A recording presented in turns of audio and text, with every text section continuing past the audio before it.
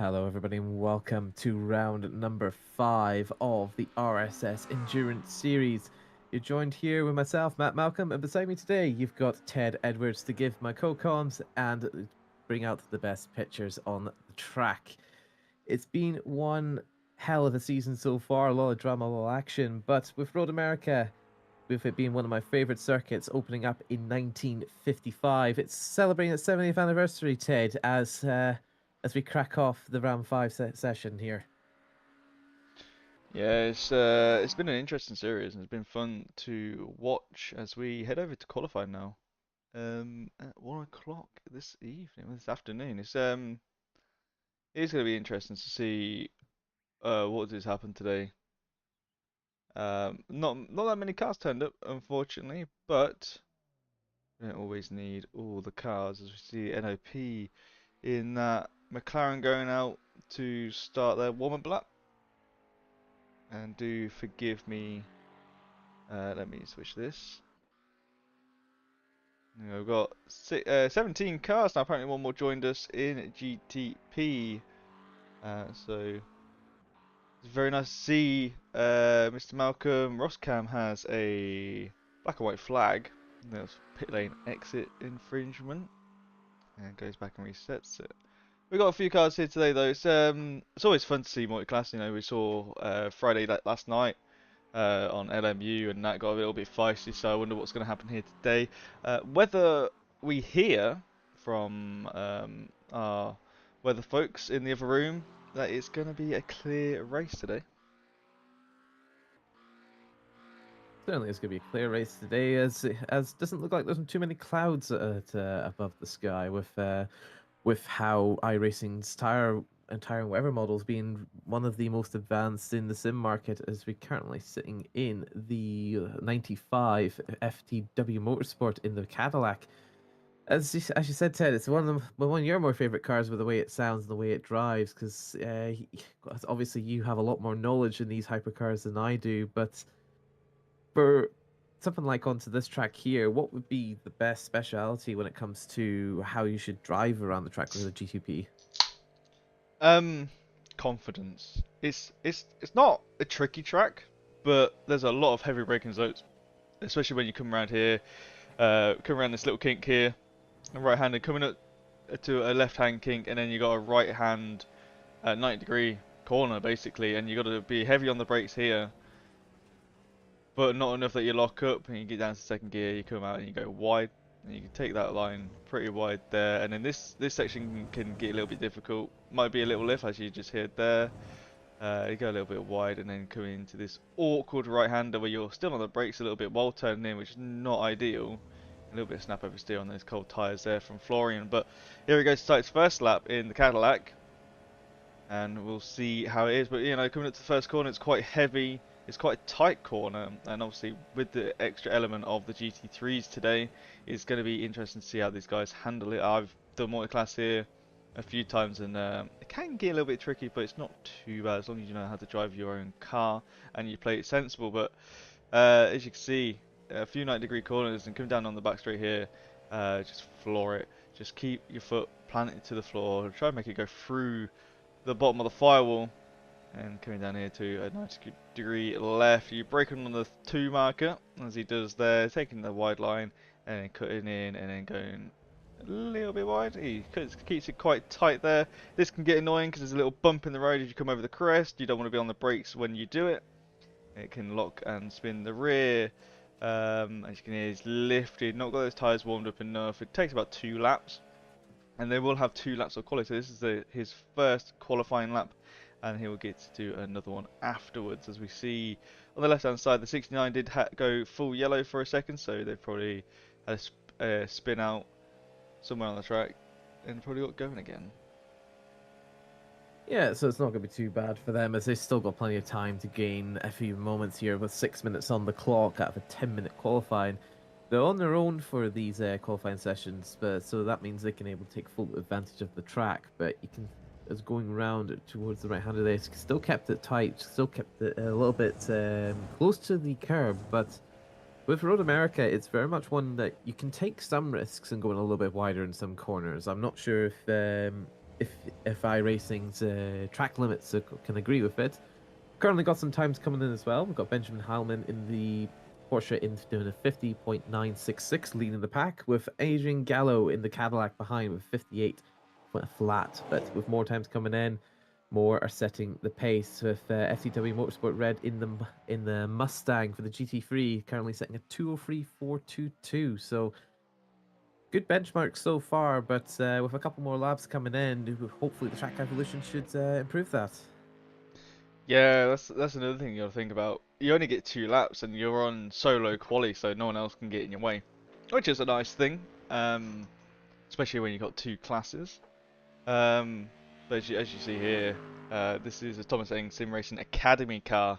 Um, they've already done their first lap, invalidated, so they only got this last lap to do.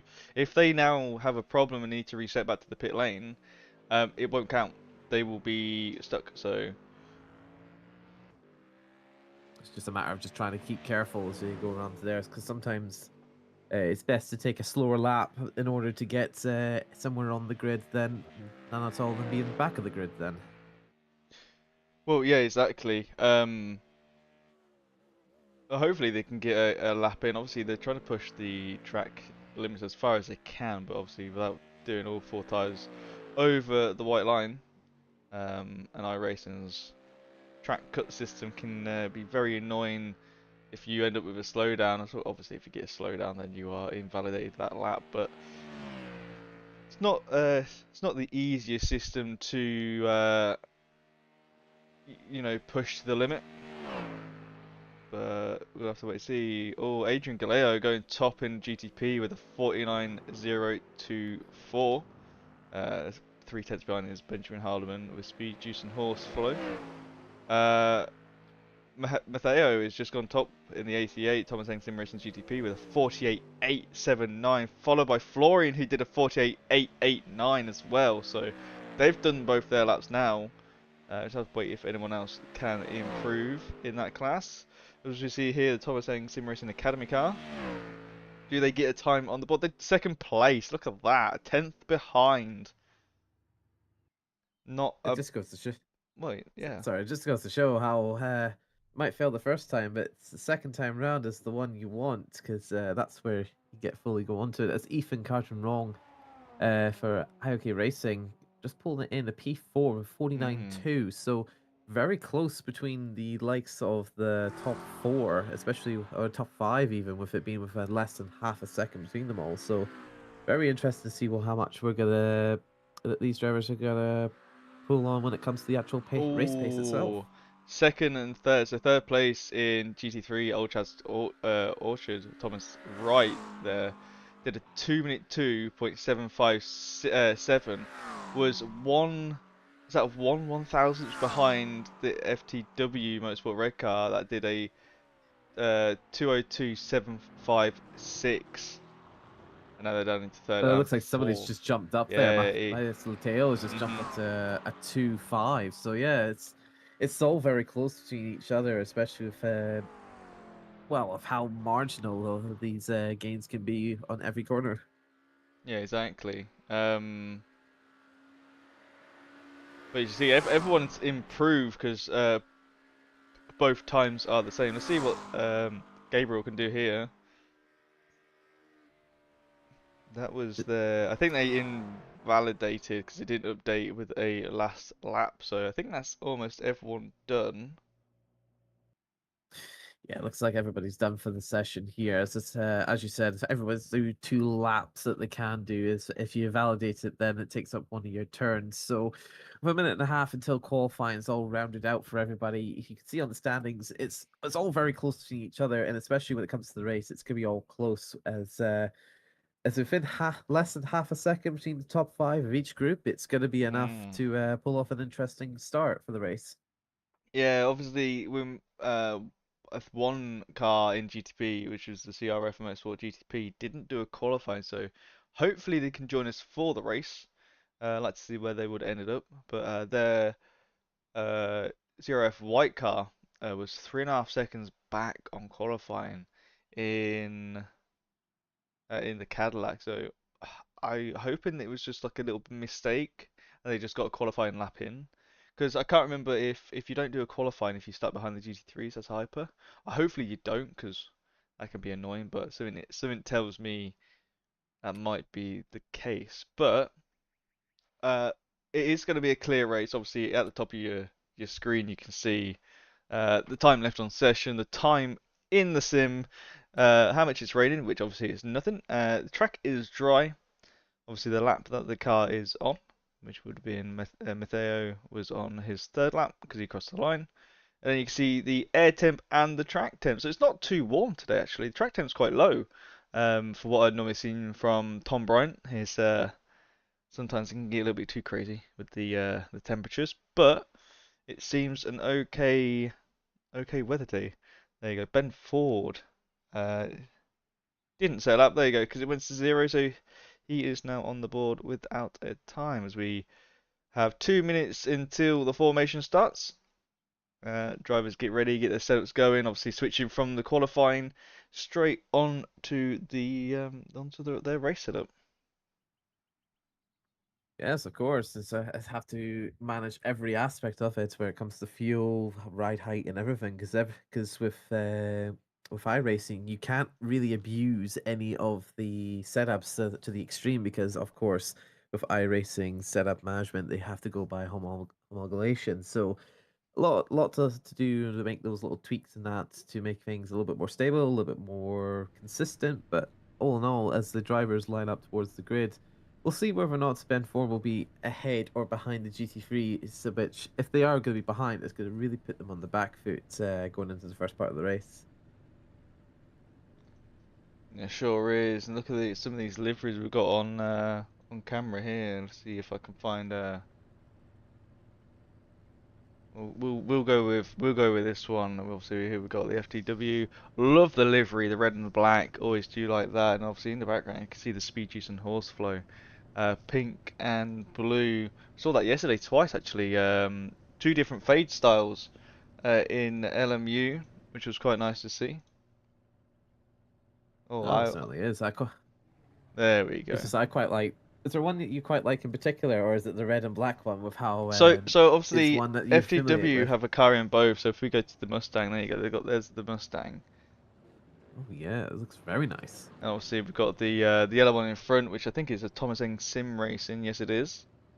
That's quite a nice livery as well. Some people are just so creative with what they do. Obviously we have the nearly on pace livery as well. And as you see on the left hand side, the Mustang, and now right hand side, the dark blue of matches in it. That's Tom Bryant's team. Seen that Yes. they use that livery on every car. And it's not a bad livery.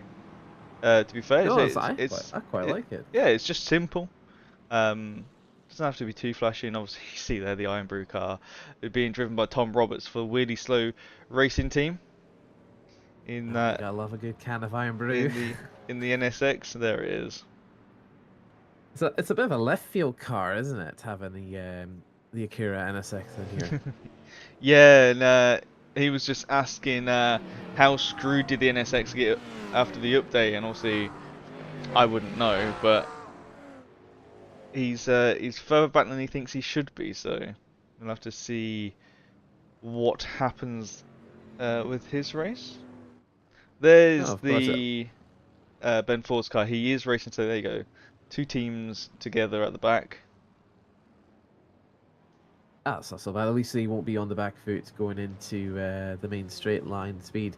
But I don't know if you've noticed yourself, but I think Tom Bryant has pointed out that the entire left side of the grid is almost made of Ford Mustangs. It is, yes. That's quite So funny. it's not gonna be great if they're gonna be slipstreaming each other going into the turn one, because there's not really much to gain with those Mustangs on the straight line speed if you're in a full-on Mustang train. It's just it just gives me NASCAR vibes, you know. Ford Mustang, all in a line. It's a shame we're not. As Shame long we're as the not at race, Daytona. yeah, same we're not Daytona. I just hope it doesn't end like a NASCAR race with these guys.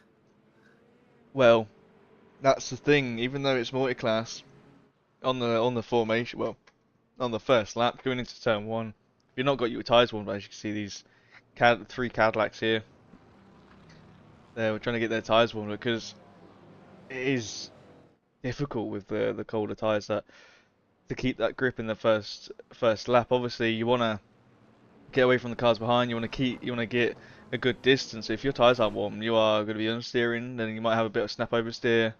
You can end up locking very easily with the cold tyres. So the last thing you want is to lock and spin, or lock and get a massive flat spot. It's even worse, I believe, in the GT3s because obviously these hypercars, or GTP should I say, they have the downforce to keep them, to help them stay to the track. But GT3s don't have that much downforce compared, and obviously they've got cold tyres as well. So I'll wait and see. Coming into the last two corners, the M2 safety car will peel off after the last corner and going into the pit lane, and then it'll be up to Matteo in the Thomas Eng Sim Racing GTP to do the pacing. And once he puts his foot down, that is green flag drop, and we'll be racing. Of course, as they all finally lining up, final wiggles are coming about, but it's whether or not they can, whoever puts their foot down first will be the one to set off. As they all line up and all going forwards, green Foot flag towards gone. turn one. It's a great start there by Matatio as he goes towards turn one. It's pretty much a good gap to get himself into a nice little spot leading the race, Ted. But it looks also to be a little bit of a lunge from the FTW Motorsports, but as we look back onto the GT3s, it's all a little bit close between each other there. As we see, it looks like Thomas Wright and Tobias Ewald will have a little bit of side-by-side action go through turn one. There's a side-by-side overtake here, but it's just not enough for Mikael to hold off Bart's there. Oh, look at this. Going to be almost three wide. Oh, and the CRF car gets tanked and spat. And look, and then the NFP as well. Oh, it's getting feisty up here. HWT trying to make their way through. Bart doing an amazing job to not get tagged. Oh, is that the rebound car in the background? It is not. It is the ERE car that did start, I think, P3, if I was right. Yes, it looks like it's missing its front splitter or the front bumper in its entirety. So that is the whole front bumper off it. So it's gonna be a lot of downforce gone from the car. So either he can pull off a miracle as we go have a wee look on the replay here. Ignore that, it's qualifying. Here we go. This is what we want to see. Qualifying. So yeah, coming into here, Tom Roberts just tags the CRF car. Nice drift and hold, to be fair. And then obviously we've got the one up ahead, which was the ERE, so we'll have a quick look at that right now. Trying to go for... Oh, they loses himself. Spins round. Doesn't get hit. It looks like netcode. That has to be netcode, because no one's close. Oh. Yeah, it's just an unfortunate netcoding that's caused the whole front bumper to be gone on the old the ERE racing team. But it's unfortunate to have a netcoding like that. They're not going any steering damage. They just have no downforce on the front. They're still keeping it clean, despite having the maximum loss of downforce you can have on the front end. Yeah, I mean it's all gone. That's a shame. I thought someone hit them. I thought I saw the NIP car spin, but it must have been this one. My eyes not doing well for themselves, but after look at this, stang on stang action. Tom is giving a bit of a flash to Adam in front, saying, "Come on, hurry up." A little bit of a wiggle from Adam. I just thought I saw him just squirrel a little bit through turn one as he goes through turn three. It's just a little bit close action here. He's trying to take the slipstream off to turn four. So we'll be making sure whether or not he can use slipstream to the effect where he can able to take a move down into turn four. But with how wide you can go, it really depends how well he can pull it off. Yeah, look how much you can use on that right hand side. Don't get a track limit for that. Don't get a slowdown. And then Tom Hench just using all of the track to their advantage, and they are lifting going into some of the heavy braking zones just to try and save some fuel. Using they're just letting off, using the slipstream on the straights, just trying to save that fuel overall. No, of course, it's with these guys here, it's all about trying to conserve everything they can. But for these guys here, for it being a 2 hour, 40-minute race, it's just going to be more just qualifying laps for these guys as we have a chance to see a replay of the Oh, Ferrari by Roscam. It's a big slide. yes. So it's kicking up a lot of gravel as well onto the end of the turn. So it's gonna make sure that these guys are gonna watch themselves as they go out there, because I think with this iRacing model, it's the gravel on track can make some effect, can't it? It can. I haven't really noticed it when it first came out. I haven't been sim racing for a while. I had a took a step back, but you can hear it in the wheel arches, and it's really loud to be fair. So you know it's there. But grass can do the same thing. It can come onto the track, and I think they have different properties and like slippiness. I think, or it's just the same. I'm not too sure, but it does affect uh, braking in the braking zones on the exits. Obviously, it's a big one because you'll have less of grip. As we see the change for the lead, Tom gets in front of Adam, and now looking to try and make a gap for themselves. But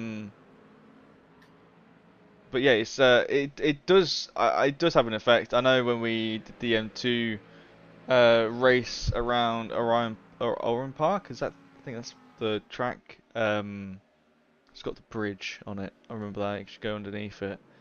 And everyone was bringing gravel onto the track. And then obviously when you got into turn 2 and 3, you noticed that you had to brake a bit earlier to brake on the clean tarmac. Then when you hit the gravelled section, your braking got less and got longer. So it does have an effect. How much? I ain't too sure. I ain't doing my testing on that yet.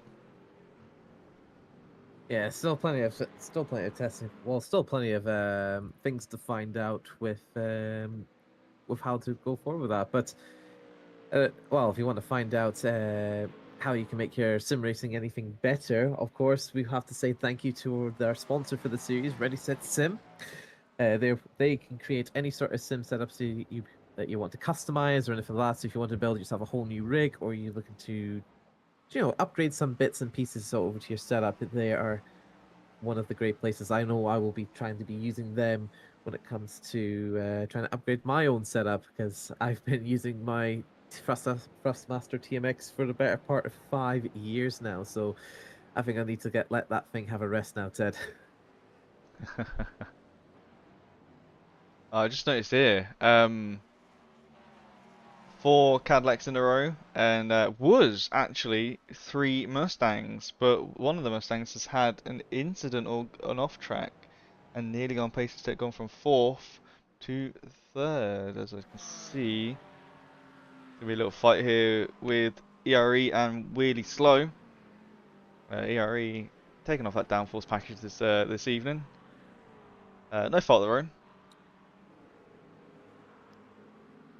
Maybe, well, it could be that it's only the our side that could be down for, because it looks like they're still able to make the Well, corners quite efficiently.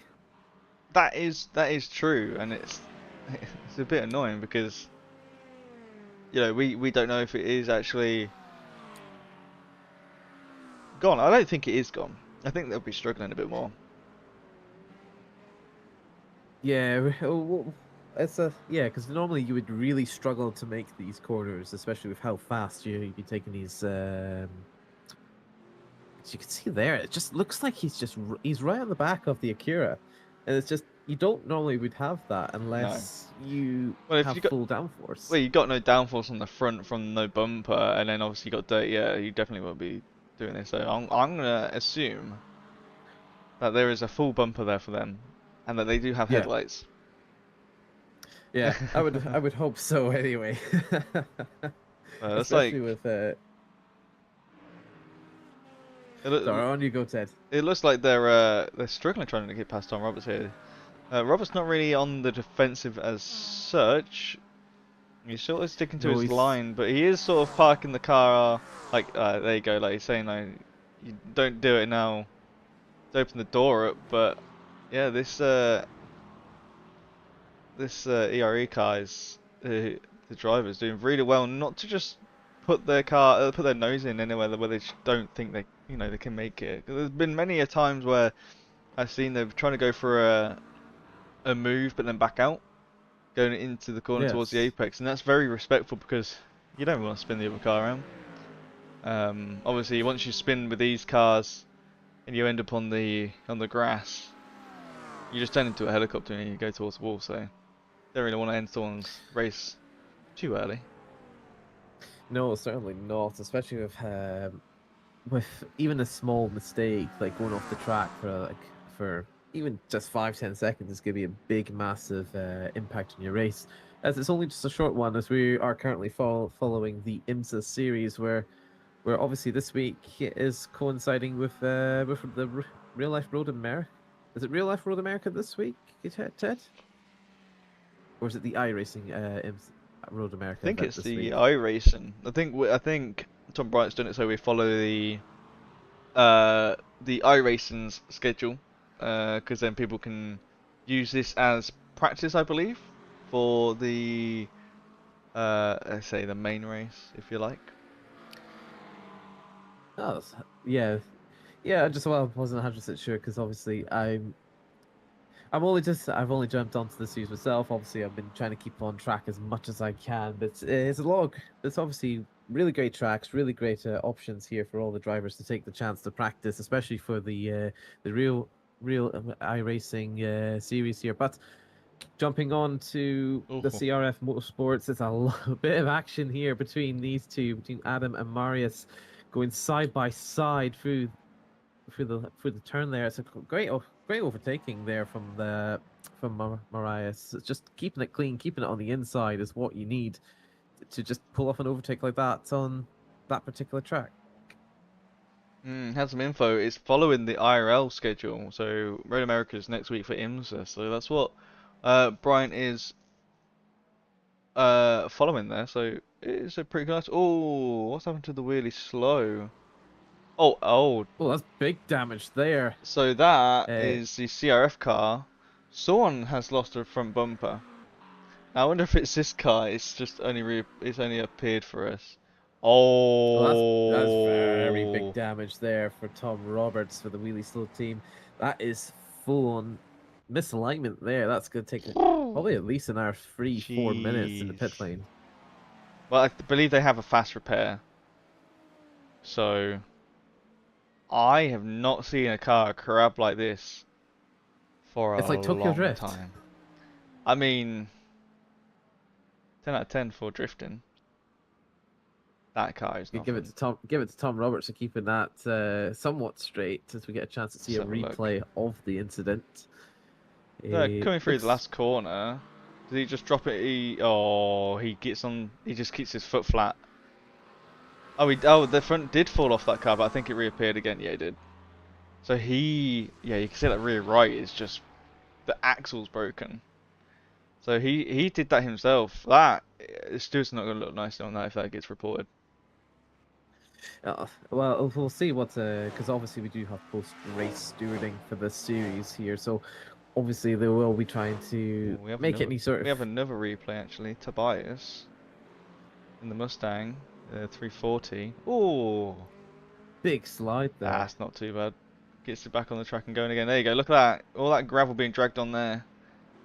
Obviously, this is That's the last thing you before. want. Yeah, this is before the long right-hander, uh, and it gets a little bit slippy there. So on exit, I mean, in the hypercars, GTPs. I keep saying hypers. You're so used to LMU right now. In the GTPs, it can get a little bit slidey. I know LMP2s were horrible to drive around there. I did see an off-track from this man. There was one fast repair, so he has used it. See his little off-track excursion going into turn 2. Cold tires. Cold tires. Yeah, far too cold. It's not the end of the world. It's just obviously gone a little bit wide onto the track there and into the grass, but it's not really going to impact him too much as long as he can bring heat back in as the heat starts to bring up between the GTPs and the GT3s as the traffic's going by. So far, it's not been too bad between the for traffic so far because of course you're going to have to be careful because if you make even the smallest mistake here, you're gonna either cost it dearly for yourself or dearly for the slower car. So it's a going to the section there where there was a lot of gravel. It seems the gravel's all cleared up now, so at least then they can able to keep going through the tricky sections. Well, the gravel's down at this exit of this next corner here. We do the left-hander, as you'll see. You just here. It's not enough on track to actually fully hear all the gravel, but they're gonna come up to 5th place in the GT3 class in just a second. No, it looks like so far so good. We've kept it all clean and tidy, but of course you got the lead runners just ahead. So we'll see what comes of it once they hit the main straight, because by the time they'll get round to a place that will be quite safe, quite manageable for these GTPs to get round the slower classes here. But for the most part here, it's all pretty good so far. Yeah, I mean that's the main point of Moy classes. Just keep it clean, have fun. It can get tricky, obviously, and a bit frustrating. But the main rule is GT3 stick to their line, and the GTPs make their way around them, as they are doing that on the NOP car. There's a battle going on here for 3rd place. I did see in the background. I thought there might be some contact, but really on the back end for Ben Ford is coming from 7th to 4th, now fighting for 3rd for a podium spot. Only about 16 minutes into this race and already making moves and trying to get past this Cadillac, opting for the better entry. I think he's going to try and pinch him behind that Mustang there.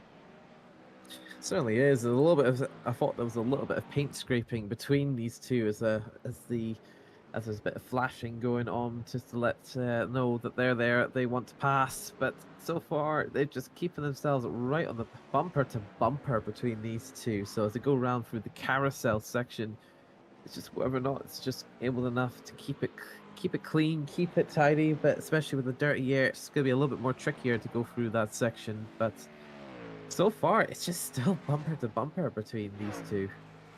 Yeah, and I can see Florian's only 4 tenths behind Matteo in 1st, so that's going to be 2 more Cadillacs going to be fighting in 2nd.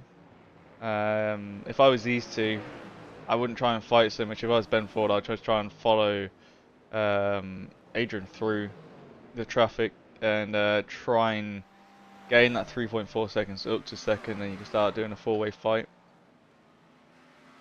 Simply is the best way to go at it, but in some way there has to be.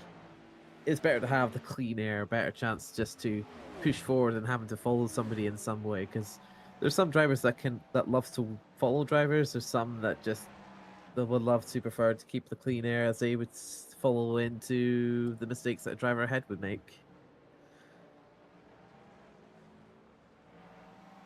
But so far, it looks to be that they're still going on bumper to bumper action here. We still got a few bit more traffic here. We still got this wheelie slow team just coming up to the corner here, so it's just a matter of whether or not they can make a move on the inside, but it's just not going to be enough, as there wasn't enough space for him to make the move. But he just needs to put the power down and just keep going through the sections on here as they come up towards the Harry Downs.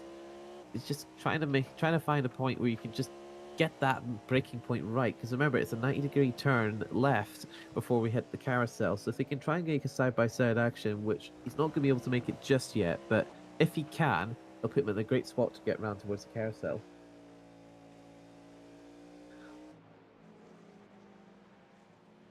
Oh, Florian's gap went up to 1.1 over Matteo, so he lost 7 tenths in that fight for some reason. Yeah, it's a good track. This it's not too difficult to learn. It's a bit like Monza, simplistic, but also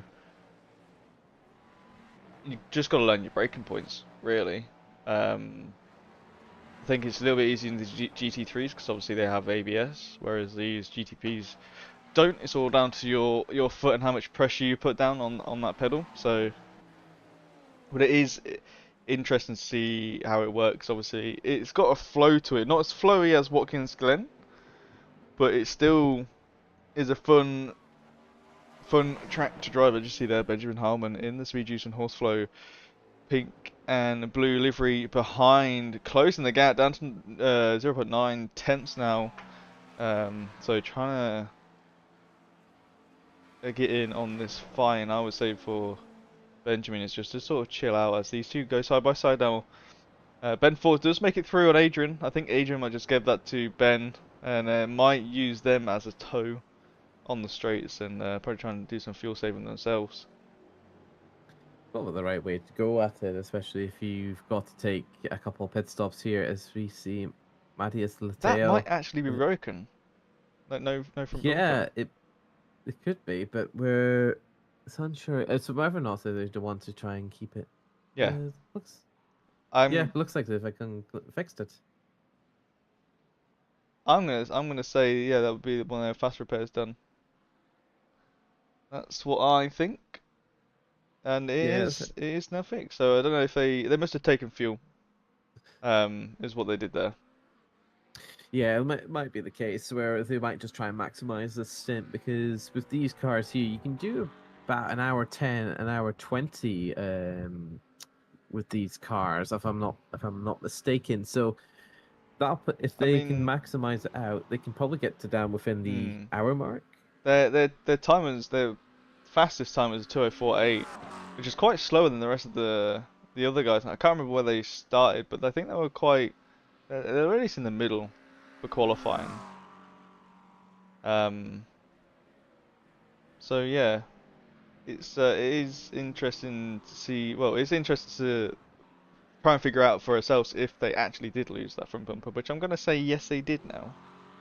Um, but I mean they did a good fight with the cars around them, so they could hold the car. But obviously they've gone. You know what? We've made it 20 minutes into the race. This isn't going well for us. Let's just put a front bumper on from the fast repair, and fuel up. Maybe they didn't mean to, or maybe they didn't use a fast repair. You know how long the fuel takes.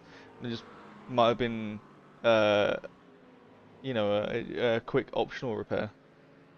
Yeah, it could have easily been, but we jump into Mikael Sundstrom for nearly on pace on the back of Thomas Angre's sim racing with Adam Sikorsky in the Ford Mustang. It's a little bit close action between these two. Of course, with the McLaren having the tow, it's just not enough to be able to take on this straight. But with the McLaren having the better aero downforce setting, it's going to be the one that's going to be able to prevail on the trickier sections. But with the Mustang's legs, it's not one that's going to be easily fought. Yeah. There you go. I forgot this was an option. Positions gained and lost. There you go. The ERE car 788 has lost 7 positions from obviously the spin at the start from when they got tagged, and obviously without that front bumper, it did have an effect. Uh, Tom in the FWT Motorsport Red, the 96, gone up 2 positions to take the lead in the GT3 class. Looking at the GTPs, Ben Ford making massive moves from last up to third, 4 places gained. The only GTP to gain places. The others either stayed where they are or have lost positions. So uh, interesting to see already about 23 minutes into this race, and this is what we're in at the minute. Obviously, looking at the interval times, the time to the next car, looking at the GTPs first, only a second between first and second. Then you got third, 4 seconds back from there, with fourth place only a second behind them. And fifth, not that far back either, so that might be a three-way fight for third. And looking at GT3 class, Tom Hench has a massive lead of 4.5 seconds, climbing to 5 seconds there as well. As we see Mikhail on screen now, right behind Adam, 2 tenths, fighting McLaren on Ford, British on American. See who comes out on top. Well, we'll certainly see we'll come out on top soon enough because, of course, because because with this track and everything, it's a bit about strategy that can come into play with these two teams. Because of course you need to play about how close your fuel rate, your tires, and everything else in between. So it's about whoever can play their strategy right and who can conserve everything the best, and just try and get themselves in the pit lane as less time as they can. Yeah, sure is. Now, just trying to think. These GT3s will have about 50 minutes to an hour of fuel, whereas the GTPs is about 45 minutes, if I remember correctly. So that would leave us just on the 2 hours left mark of the race. So about 15-20 minutes time is when we should see the GTPs come in for their pit stop of fuel and most likely a switch of tyres. And then just after that would be the GT3s. So I have to see who's been fuel saving and see who hasn't. Yeah, it'll really sort of. It's quite easy to fuel save here. Matt, obviously, like I said before, you got heavy braking zones, so if you can coast into those braking zones, you can save a lot of time. You know, from fuel saving, especially like looking at Mikhail here.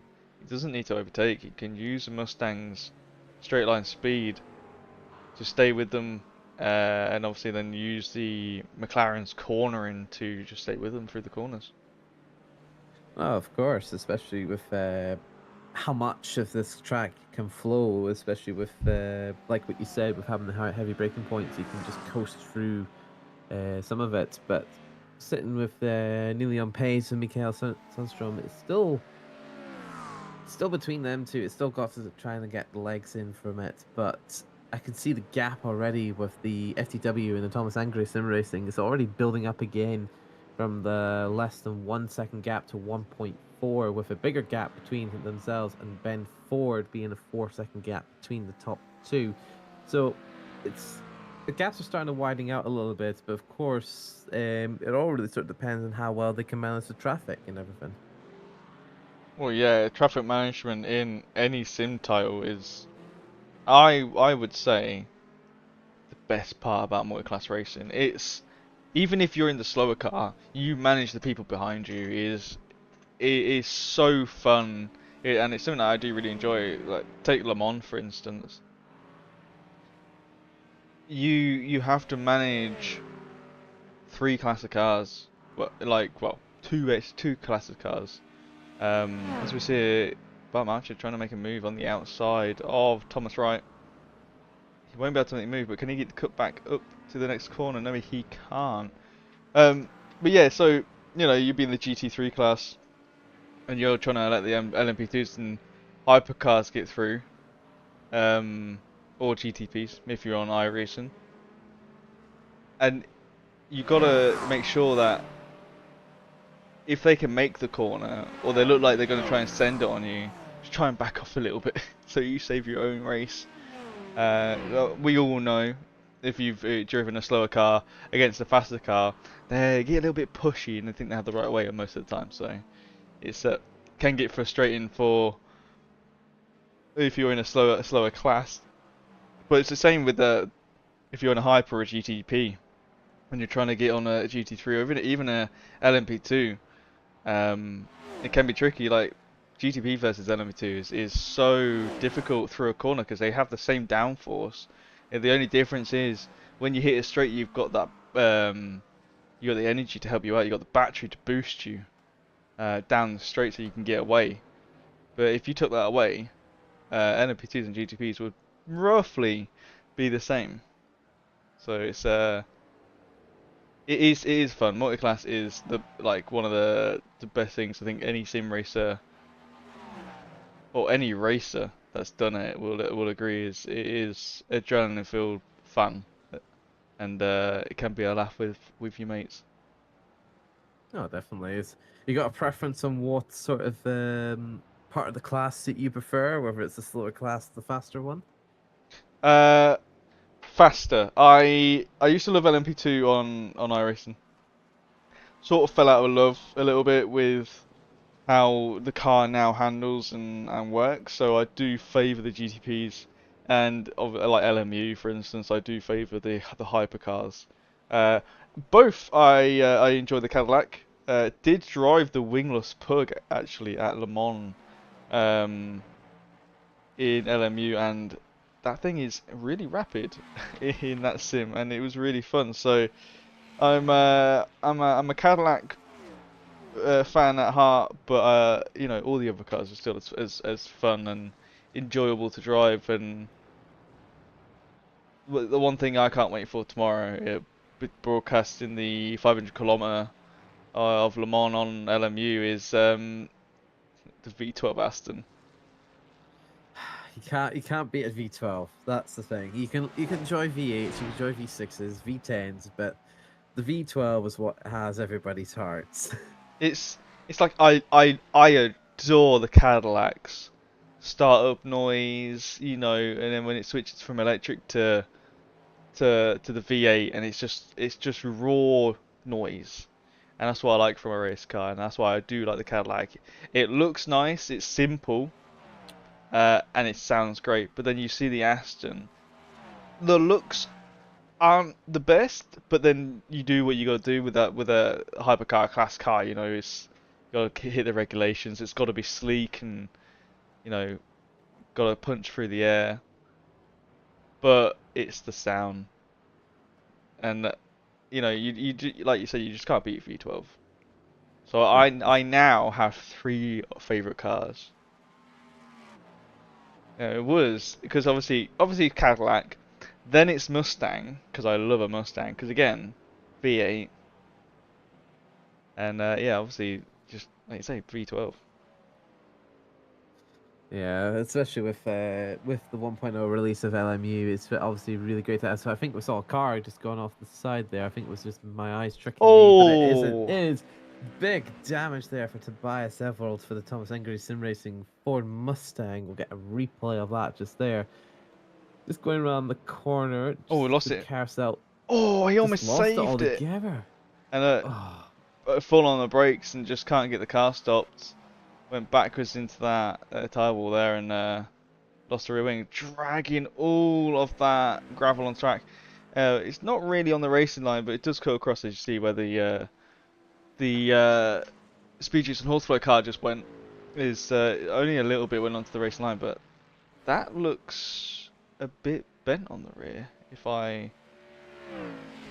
would say, if we go and have a look inside as they come into the pit lane, steering is it's straight.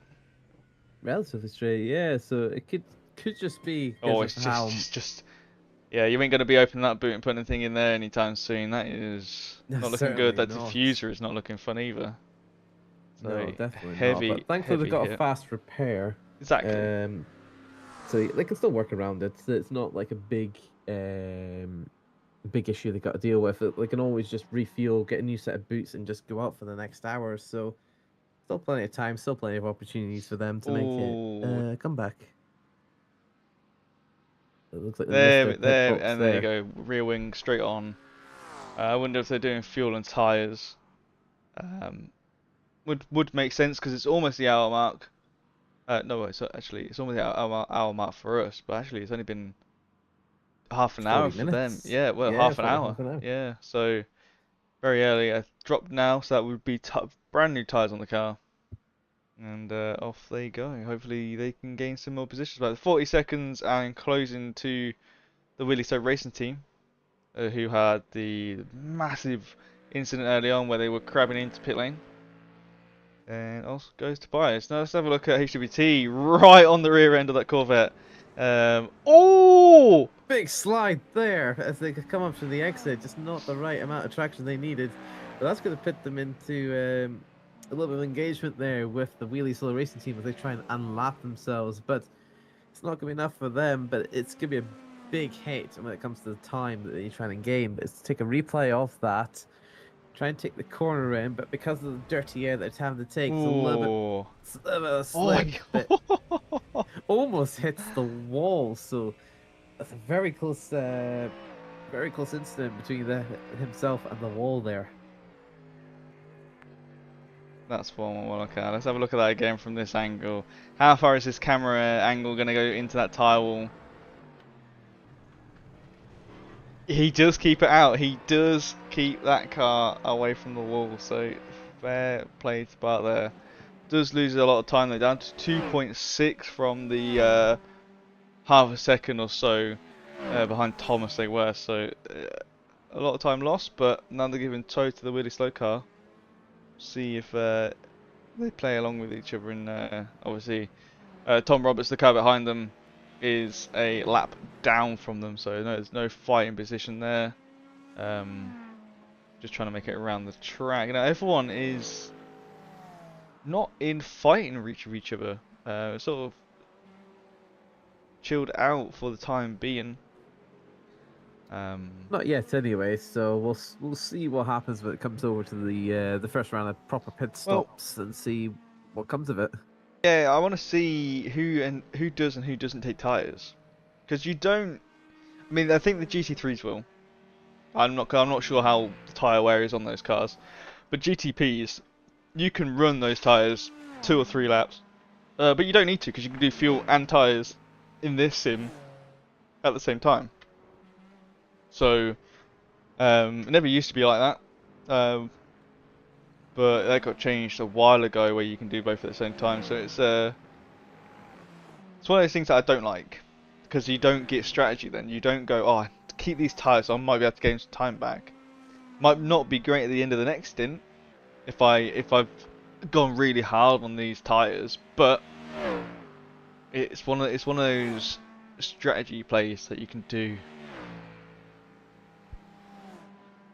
Yeah, it really just sort of depends on what you can do, what because with obviously having that option of either trying to change the tires or refuel or take both at a longer stop, that does add a bit of a strategy element to it. But in a way, I think it helps to simplify it to bring them together, so in that way you're not having to confuse yourself, or you're not having to.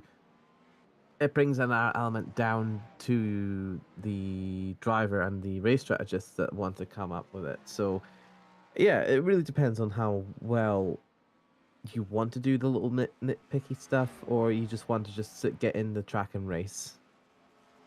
Yeah.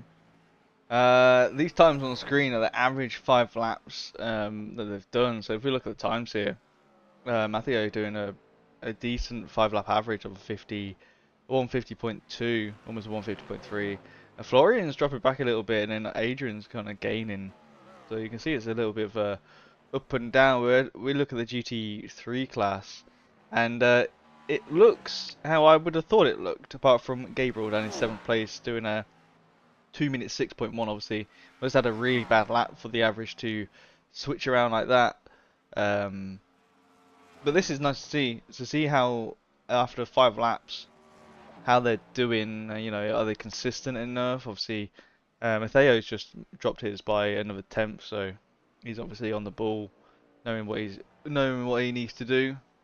But keeping an average going, Matt, is not an easy thing to do. Because you're obviously, you don't have to worry about the battery in this. You just leave it as balanced. So there's not really much you need to do in a GTP apart from just drive and try and fuel save. But it's not easy to be consistent, because you get into a rhythm of, oh, I just need to brake here, lift here, do this here and that here. Sometimes when you get another car in front, fighting for position, or just a back marker, that could put you off, lose you some time, and obviously you're out of your rhythm. You got to get back into it again. It's a thing that I think we've all done. When we get in our car, we go and drive somewhere, and the next minute you realise that you're driving, because you just ended up in like a daydream, and your muscle memory is just taken over of where you're driving and going to, and you just sort of snap into it like, oh, I'm driving, I should pay attention right now. And that's the same thing as when you do this. You get into a rhythm, you just end up just, your arms and your feet are just doing it all for you. You just sort of your brain's just like a passenger. And then when you come up Yes. on a slower car, you're like, oh, I need to do something different here, and I need to wake up. So I've done that many times. Sometimes a bit too late.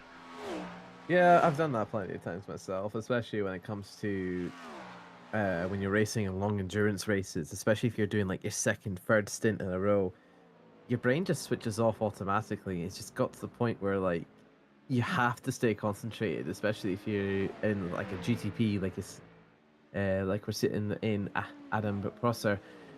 When you've got traffic, when you've got everything you need to manage by, it's one of those things that you just can't switch your brain off at all. But when you're doing these long stints in that, it's it's just natural for your brain just to switch off and go on autopilot. Yeah, it is. It's just so easy. I just noticed as well, while you were talking, CRF Motorsport White, the 69, has retired by the looks of it. 12 laps down on the leader, so not sure what happened. Very sad to see. Oh, it might.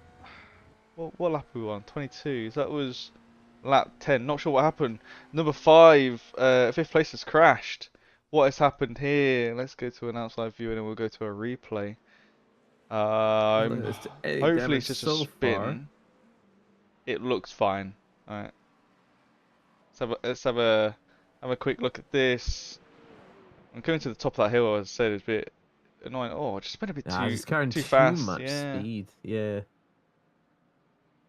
Oh, I do but like how they've changed the tyre model now, so we do see it's a medium tyre on those cars. It differentiates the dries from the wets. Um, obviously iRacing only has one tyre compound for GTPs and hypercars. I'd like to see another compound if there is. I'm not sure if they do in real life have multiple dry tyre compounds. uh, in the IMSA series, you mean? Hmm. I'm not sure of that, but obviously, if you compare it to the other series, like at LMU and the European Le Mans series, they do have like a soft tire option. Yeah, the soft, Um, medium, and hards. Obviously, depending on what track they go to, it depends if they yeah, have of the soft course. or not. Um, but it's nice to see what you know what tires people take. Obviously, for this, you take the medium because of the temp. I would say you wouldn't. Well, you could take the hard to go longer, but it depends. Like again, strategy. But then, like I say, IMSA, you fuel and change tires at the same time. So, is there a need for a different tire unless it's tire limited, which Yeah, of which which you course. can do in this sim. Because obviously, if you look at the NASCAR, um, if you look at NASCAR itself, you have say you have 16 tires, and that's just 16 tires altogether. It's not sets. So you can change because obviously you can change one tire, you can change two tires, you can change three, or you can change all four. Um, so I mean, it would be nice to see fueling and tire change separated again, and then having the tire compound added to add a strategy in. But I mean, they obviously think it's working Yeah, fine as it is. So it's just all start depending on what IMSA really wants to do with their rule sets and that. yeah, exactly. But as we jump on to feel about Roscam for Rebound Racing in the Ferrari. Took a bit of a spin earlier in the race, but so far they seem to have been able to gain back what they've lost, but still a bit of a gap between themselves and Bart Mattea in the HWT Motorsport. So coming to strategy, we'll see what they can pull off, especially with the Ferrari being a very stable platform for which would suit a track like this. Yeah, I haven't driven any of the GT3s in this sim, so I don't. Well, the only two I've got is the Porsche and the Mustang. Mustang V8, and then Porsche, because it is supposedly or was the best endurance car that didn't really get a bop on it or restrictor plates or anything for the official endurances. Um, but It is a good car. I know last year Spa 24, it rained and the Porsche was stable enough where if you had a decent setup, you wouldn't spin out and stuff. A lot of the other cars did. I know a lot of the Mustangs did, but I think it's because it was brand new. People didn't really know how to handle it, so it felt comfortable there. So No, of course. like, but I haven't tried any of the other cars, and I haven't really got any feedback from anyone else. Obviously, I would normally ask the HWT lot, but they're in the they're in the Mustang as well, so couldn't really say. As I think a change for position has happened here, and look at the front of Gabriel's car. That bumper has seen better days as I see the Benjamins coming up behind them in Speeches and Horsefloat. Porsche. Yeah, could be some bump taps there on the rear on the rear bumper, but of course, unless you got a replay of that said, we won't know what has exactly happened with that front bumper. But it looks to be they're still able to continue onwards with the even with the damage. So it's whether or not they want to just fix it up once they get in the pit lane, or just keep going with what they got.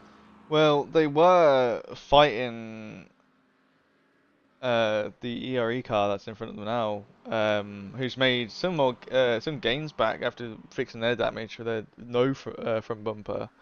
But I think they are struggling on that straight line speed, or maybe through the corners, as the front splitter has been damaged. So, here's the first lot of pit stops for the hypercars. GTPs, I keep saying hypercars. Let's have a look at their time in the box, see how long they've been in there. Matteo was the first one to come in, followed by Florian, Adam, Benjamin, and Marius. Oh, cold tyres spin for the leader. And off he goes. FTW goes through to take first place. Well, it'll be third place, but will be first when Adrian and Ben Ford come in. A 41.8 for Florian, 41.3, and a 41.2 for fourth and fifth. So pretty quick. Ethan, he's still in the pit lane. It's counting up. It's 36 now. Should be around the 41 second spot for tyres and fuel. See, Bart Marsh has had a crash. Ethan Colton Wong got in the car for the 59, but has a black flag for either pit lane entry or exit violation. So that's going to be probably a stop and hold. I would say, Matt, but I'm going to shove a replay on screen of Thomas Eng and Bart's crash separate, I do believe. Yeah, as we go have a look into the replay Oh, so this here. was what we saw. Yep, so just going cold tires, just completely gone sideways. So it's not a great start onto the second stint for them, but of course it really And depends on what they can do from it. here's Here comes Bart's. Oh, that's just lost. Oh dear, that's just a that's a loss big of. shunt. Just loss of the rear end. Loss of rear wing as well. By the looks of it, caught it on the tyre wall. We go back to live. Let's have a look at this. The steering, because it did hit the front pretty hard. Looks normal. No rear wing. Be careful on that one, Bart. Be careful of that throttle. Steering actually looks fine there, Matt. And they've not Yeah, so got it's the not meatball flag, because we would see that. The black and orange. yeah, so nothing too serious at the minute, but of course they've still got the rear wing and the front bumper to potentially replace. So with having that, it just really sort of depends if they can just hold it together, because that's a big twitch there from Bart and Thea. So it really depends on, well, really depends on how well they can get in the pit lane, get it sorted, and get it back out. Yeah, sure thing. Here goes Florian Durkhoff in the FTW Motorsport car. Already done their pit stop a lap early before Ben 4. That's why they can get past easy and get away due to the warmer tyres. Now after Adrian, who's just in front there in the Cadillac to try and take first place. And obviously Matthew having that spin is now 6.8 seconds down on Ben Ford. It's going to be very annoying. That's going to be hard to get back. hard to get back indeed. But as we currently on to Darlick on the carousel part for FTW Motorsport. He's just full on descending it through the corners here, just trying to make the gap that he's got with Adrian Galeo. So it's just with these guys here, with just trying to force the car around. You're gonna have to be careful in some spots here, especially with how much heat you're generating off the tires, because you can easily lose it if you go too fast or generate too much heat in the tires. You sure can. I see the BMW in there stop and hold, I would say. So it would be speeding into pit lane, I would presume. Because I think an exit via... Oh, actually, no. Entry and exit would give the same thing, I believe. But there you go. 4 seconds in the box. So that was a 40-second stop and hold. Not what you want at this time in the race. Sitting in last place. Over a minute and a half behind Benjamin Harmon in the speed using Horseflow Porsche. Fight for the lead going on though. Warmer tyres from that FTW car over the VFT Esports TMC. Should be able to get on the inside here and easily does. Adrian Galeo not trying to ruin their tyres, trying to hold off the Cadillac. But there you Still go. trying to hold. Yeah, it's a good move done, and just enough to keep it ahead with it. So great overtaking, great job way to defend themselves and keep that door shut from the car behind through Adrian. But of course, it's you just need to try and build up that gap again, and just trying to just keep yourself a safe buffer zone. But with more people going off track, there's a lot more gravel being chucked about through the carousel. That's still the same one as when the McLaren that went off earlier on, Ted, or was it the Mustang? I think it was a Mustang of HWT. I think it was no, it was the I can't remember. There's been too many crashes today. But yes, one car went off at the carousel, brought all the gravel back on. I remember Benjamin Harmon trying to go, had to go around the outside of them quickly as they cut across the track in front of them. So good avoidance from Benjamin there. But I think it's time, Matt, if we have a little break for 5 or 10 minutes. What car would you like to listen to on board with? It's going to be the caddy. As someone that'll keep you Which happy. which one? We have 4 of them. Oh, let's have a look at the. You know what? Let's have a look at the VFT Sports. We want to keep an eye on the action between P1 and P2. Okay, well, we are gonna head out for a few minutes or so, try and get some refreshments, rest our voice for a few minutes or so we don't lose them. And when you at home, go and grab yourself a drink, grab yourself a snack, because this isn't over yet. Half a second between these two cars, and we're going to be on board with Adrian Galeo with that V8 shouting in our ears. So we'll be back in just a few minutes.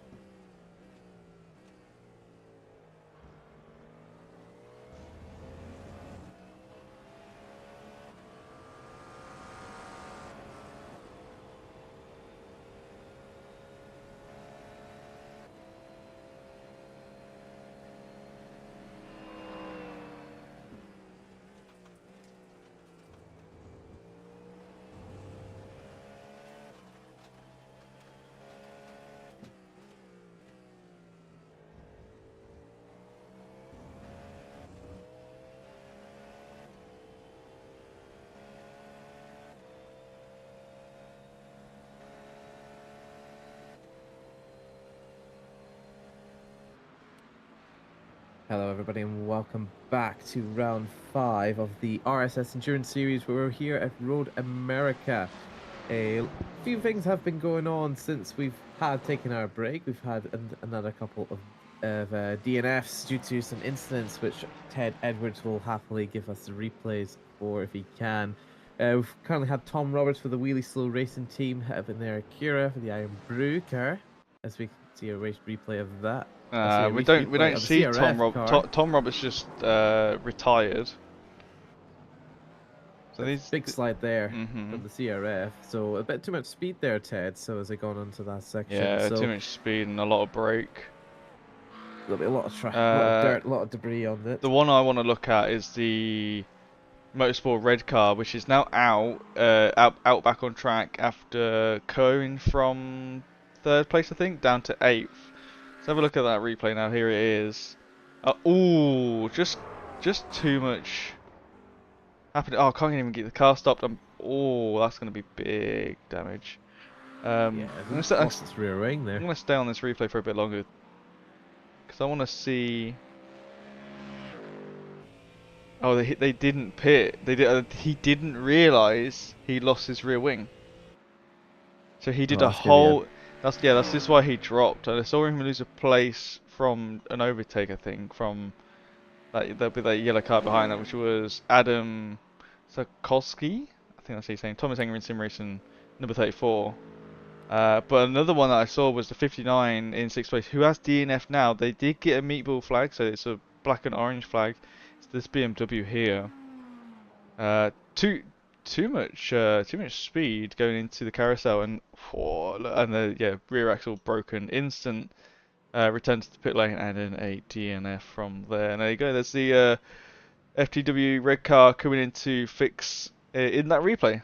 If we go back live now to have a look at 1st and 2nd place in GTP fighting, which we were on board with Adrian when we went for the break. Still close. I mean, even 3rd and 4th place is still close behind. Almost 3.5, and then 5 seconds for the 88 on to the 3rd. And you see the track map, top right-hand corner. They're not that far, about 2 corners away from 1st to 4th, and then you see 5th place there. A few more corners back. It's not too bad. Whereas if you look at the GT3 class, they're all over that track map. 1st has got a massive gap of 12.5 seconds. The 2nd. And 2nd has about 5.5 to 3rd, the old Chad's Orc. How do you say that? Orchard? Yeah, I think that's right. So I doubt myself with words sometimes, even the simplest. But yeah, Tom Roberts for really slow. I think he had that massive crash earlier on. I think from his own doing, by keeping his foot down, and then really broke that car and crabbed into the pit lane, and then ever since then he's just not been he was a lap down. I think he went 2 laps down, and then he's just sort of did not enjoy that car. Didn't enjoy the car from practice, and qualified last in quali, and then had the crash at the beginning of the race. So I mean, it's understandable. There's no point sticking in a race for another hour and 40 minutes when you just despise the car. Yeah, it's a little bit of that, despising. Maybe there's a bit of a setup that he's tried to experiment. It's just something he's not happy with. But there's plenty of ways that one of them can leave, especially if it's a big shant of damage that they've taken. But of course, with all the other drivers here, it's still an hour and a half to go between all the rest of the drivers that are trying to complete the race. So still plenty of options, still plenty of action that can be left here. So we go sit on medium pace. Yeah, they're down in 9th place. Basically last now of the cars that are still running. I did get an update from Tom Bryan, who was paying more attention than I was. Motorsport Red went from 1st place down to 8th from that, down to 7th now. So they were leading GT3 class. They then had that crash. Yeah, it's a little bit unfortunate to have an incident like that, but there's still plenty of time for them to gain. As I think you're showing up the last of time they've pitted. So that would be a lap 29 is when they pitted. So If you look at second place, he pitted lap 25. I believe Motorsport Red pitted on lap 24. I think they pitted a lap or they're either on the same lap or a lap before. Yeah, because you can see that Lateo still hasn't pitted since he came in at lap 9. I think it was when he went Yes. off the track or was missing Yeah. his front bumper. So he might drop down a bit, but I don't think he will drop down too much, even with the pit stop he's yet to take. And obviously for viewers at home, you see the laps when they pitted for GTP and GT3. That's their lap on there. So obviously the GTPs will be a few laps ahead of the GT3s in the race. As you can see, top of the screen it says lap 32 for Flick Engman. Whereas if we go over to Florian first in GTP, lap 37 is what the GTP cars are on at the minute. So a few laps ahead. So they did not pit on the same lap as each other. It was their lap in their class. Of course. Thank you, Tej, for giving all the information. But of course, we also want to say a special thank you to the sponsor for the series, Ready Set Sim. Obviously, they're giving out prize consolidations for everybody that's participating in the top 3. So anybody who's gone for the series and places within the top 3 in the championship will get the prizes. And of course, if you want to try out Ready Set Sim, they can build all your sort of sim setup rigs. They can give you all the advice and everything that's on their website. So if you want to check them out, you can check them through the description on our channel. But of course, we'll give a thank you to all the partners that's revolving in the bottom left-hand corner of your screen, which is Moza, Motorsports UK Esports for making us a recommended community, Coach Dave Delta, Greenman Gaming, and of course Pimax and IMB. So thank you to all the partners. Yeah, and thank you for everyone who's watching and who participates in our events. That's the biggest one. That's the biggest one I've forgotten, Ted. It's big enough for people who race in it. It's big enough for everyone who watches it at home. Because, you know, this isn't real racing. You know, this isn't Formula 1 that's happening this weekend. It's not WEC that happens. It's not IMSA. Or let's say, or NASCAR or whatever. This is just some lads and ladies at home on a virtual game, just driving some virtual cars for a bit of a laugh on the weekend. And everyone who's watching at home, I do appreciate it. To come out and chill with us. Just looking at the chat, we've got a few people in here. Some people saying hi. We've got KNH Motorsport. Let's go, Adam P2. Yeah, Adam doing very well in the 333. Actually, in the 34. That's Adrian in the 33, 333.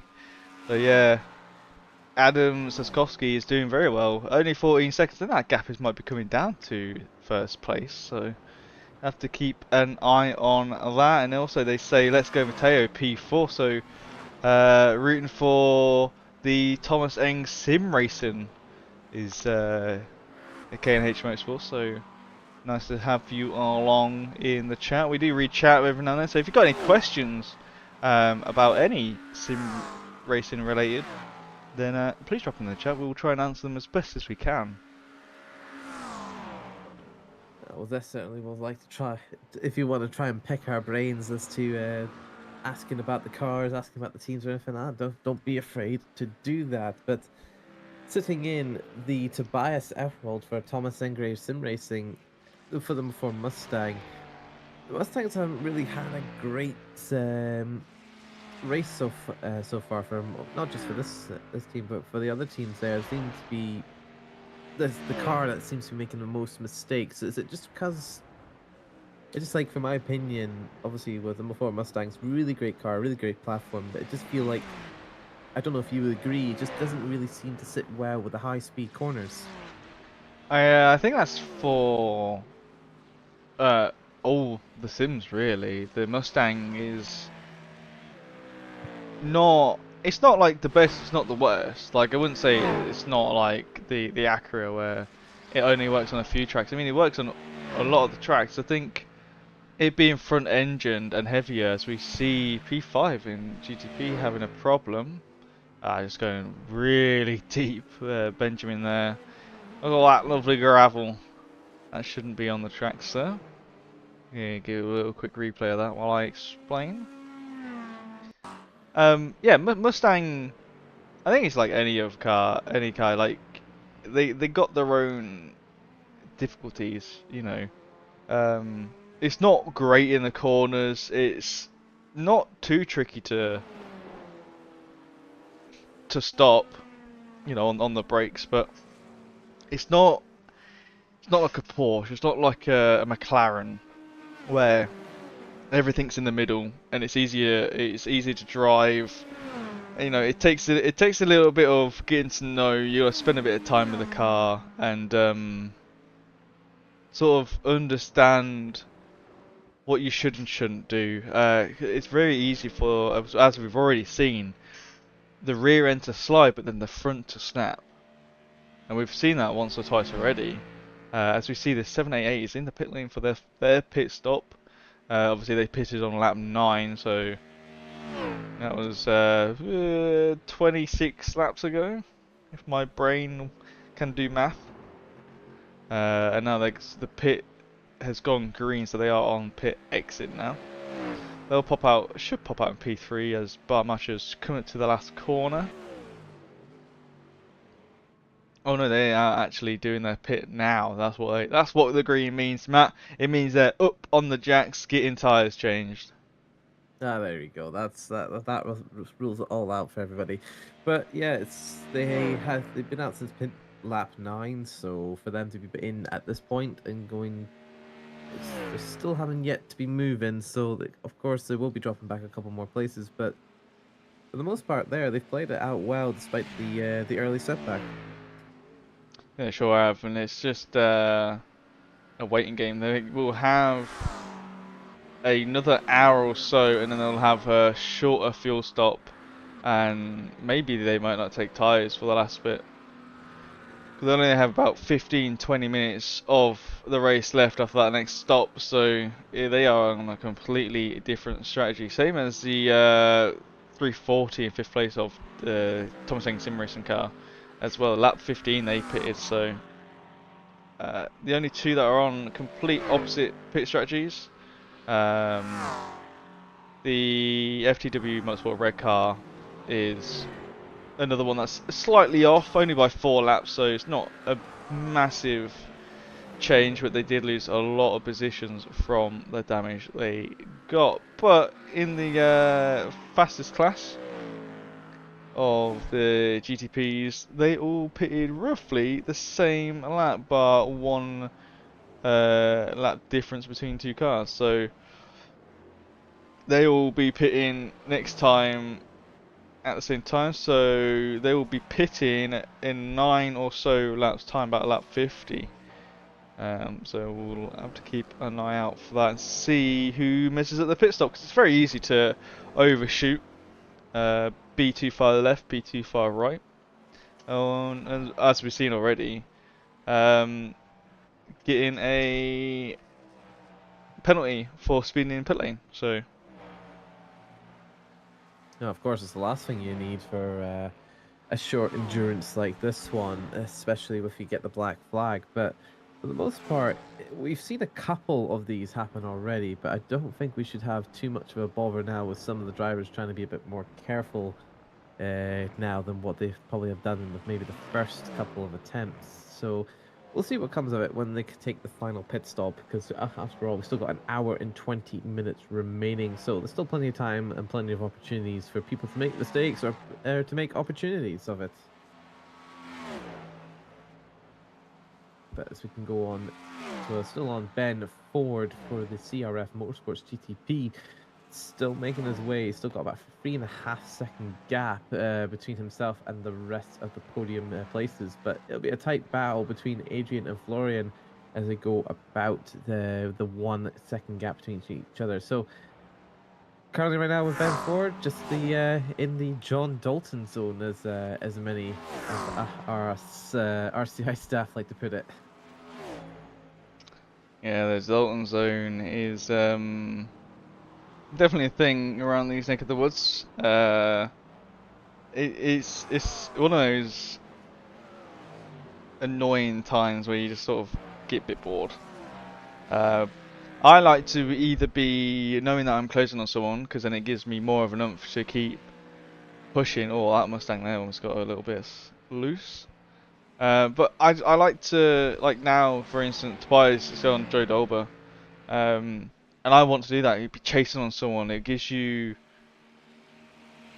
something to fight for. Whereas if you're nowhere near someone, say for instance Benjamin Harman, 34 seconds back, it's like you want to push, but it's a different type of feeling of pushing. Like for Tobias now, you can push and push and push, and you're fighting the sort of guy in front, so you can sort of.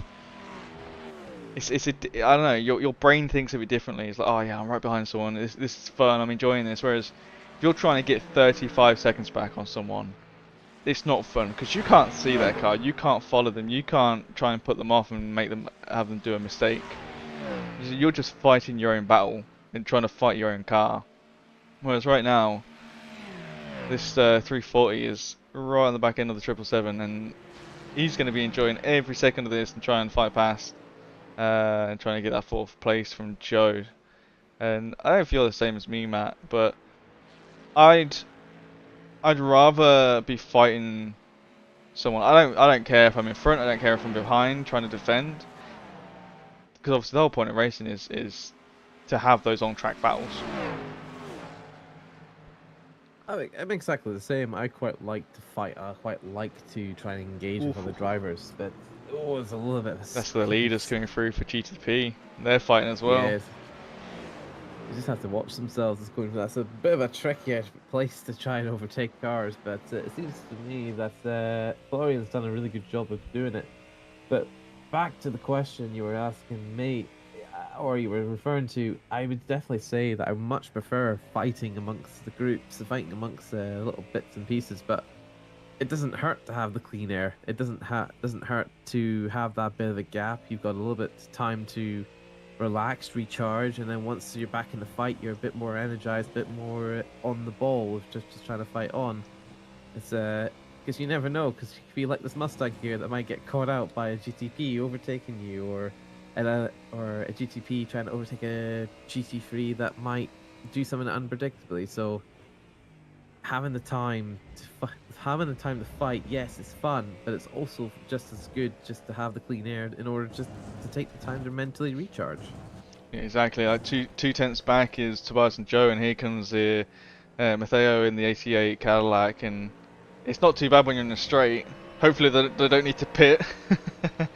Oh, there they go. There we go. Straight off, and that's a easy pass for the slower cars with Matteo there. But here's Tobias going to go for the inside on Joe. Will he go for it or will he back off? He's going to back off. He's going to play sensible because even though, yes, it's a 90-degree corner, it's a long one, but you start off tight and then you go out wide. It's like the apex is quite early on that corner, and it's the same for this one as well. It's not, you know, you think of an apex, so it's in the middle of a corner.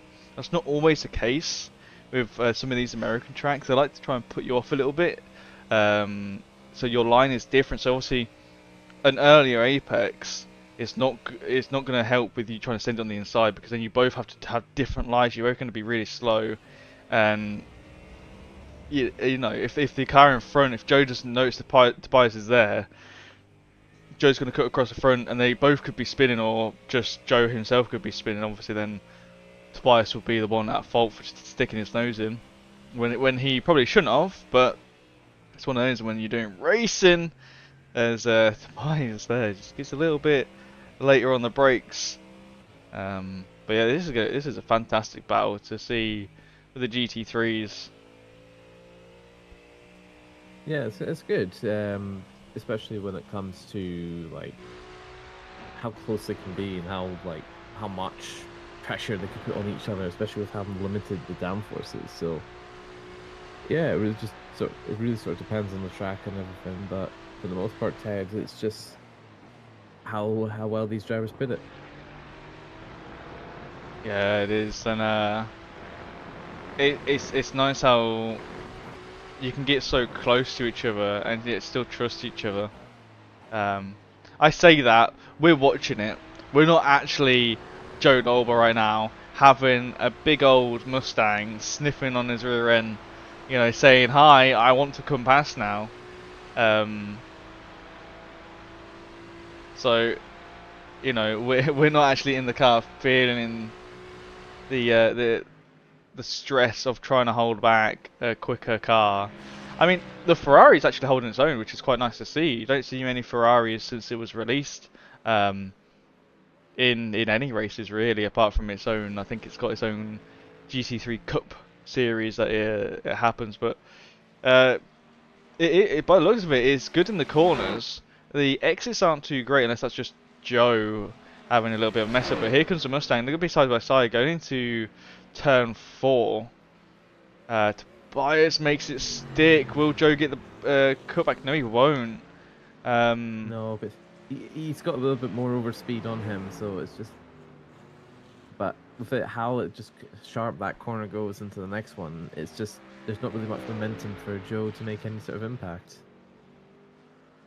Oh yeah, well there you go. Almost a second already gapped the Mustang to the front. Oh, that was a front snap then.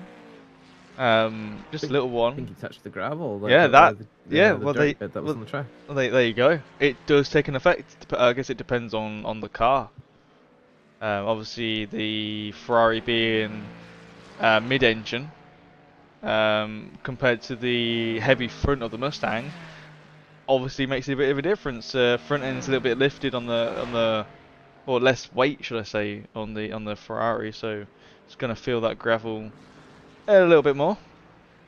1.2 seconds difference now, so Joe did do a good defensive fight, but now he's got to think about the next hour and 15 minutes. And they've got about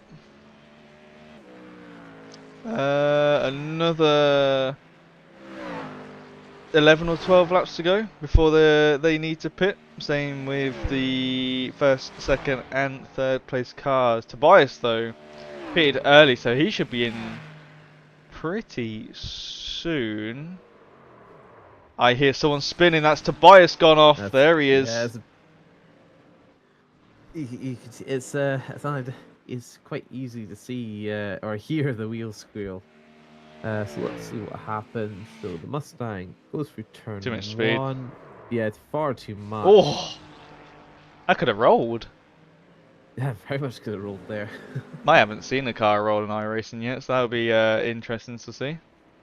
See it all the time at ACC with the Cayman. Oh, Mustang on Mustang fight. Motorsport Red vs Thomas Engine Team Racing Academy.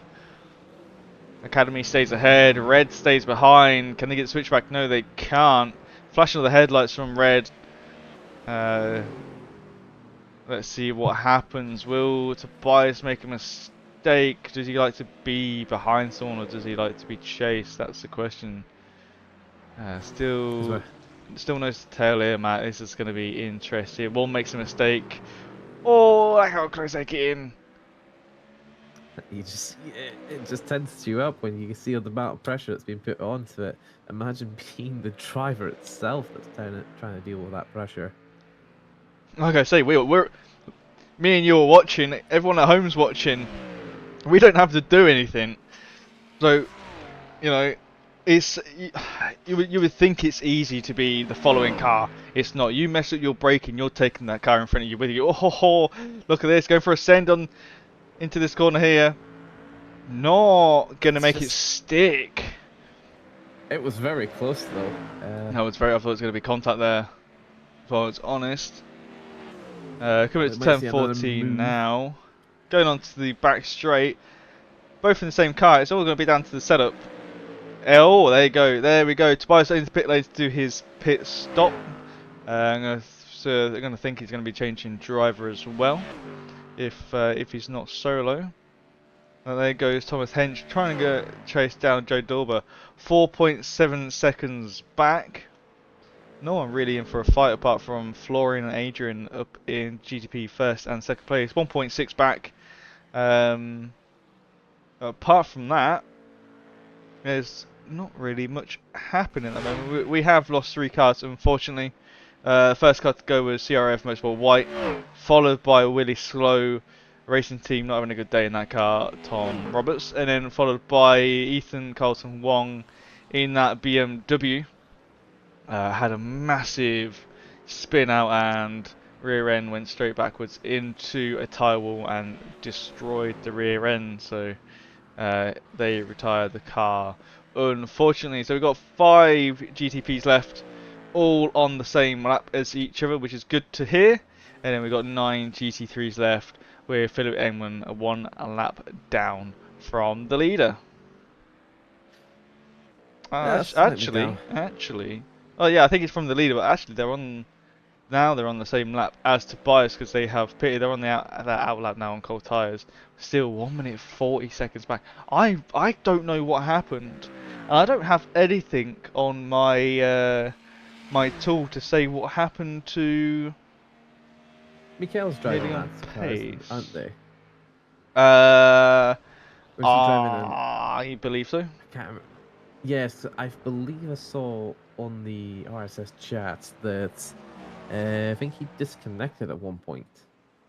Oh, is this? Oh dear. So that's obviously what happened. So that Yeah, is he had a game crash for Philip. So Philip had a game crash on his end. So it's a little bit unfortunate from Philip well, Ingram, but we had that yesterday. Funny enough, Matt, in our LMU Friday champ. I think it was the leader of Hypercar disconnected and came back in I think 8th or 9th place. So yeah, you know, that's twice in 2 days is not the funniest of things. Well, not for the same driver, that is. It was a different person, but you know, I've been disconnected before. It is, you know, you're in a good position, or you're having a good fight, you know. Um, and it's is the that's worst what. thing. There comes Florian into the pit lane. I'm gonna say next lap will be Adrian, and then same with Ben Ford as they're both on lap 20. They both pitted on lap 25.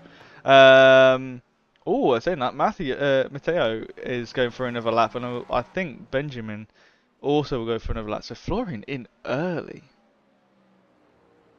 Yeah, it's a little bit early, but it's still a good point to try and do it because remember it's an hour and 10 to go, so it really depends on how well they can play off the fuel saving. Benjamin Howman in the 369 speed juice horse flow. It looks like he'd be also coming into pit lane as well. So he's been out a little bit longer than the leader, so we'll see That's if what I'm he can saying. come in. Is the 88 didn't come in? There you go. He's not coming in either. Even though they all pitted Yeah. on lap 24, Florian was lap 24, but pitted on lap 48. Weird. I'm not too Yeah. sure. Not too sure exactly why, but They might be some of them might be waiting for the hour mark, maybe. not too But sure, man. Not too sure. See, that's the problem. When you're not doing the racing, you don't understand what the what the strategies are, because sometimes people throw a spanner in the works and catch you out a little bit. So just have to wait and see. Obviously, there's no weather coming in. I can obviously we'll show you guys a bit of janky, but we'll see. As we see, there is no forecasted rain on the way. It's just going to get mostly overcast and mostly cloudy, which just changes the temperature of the track. yeah, so it's not going to be too much of a difference. But besides just the track getting cooler, the guys can be able to push the car a little bit harder through it. So Oh, yeah, it's a little bit of a skirting there from Mateo's Benjamin. is in the pit. So we'll see whether or not he's able to catch him onto the pit lane here. So it's just, but there's not really much he can do. Is if he can gain massively in the pit lane, then that could be something he can do. But Well, looking for the here, most, Florian did a 41.1, so that is fuel and tyres.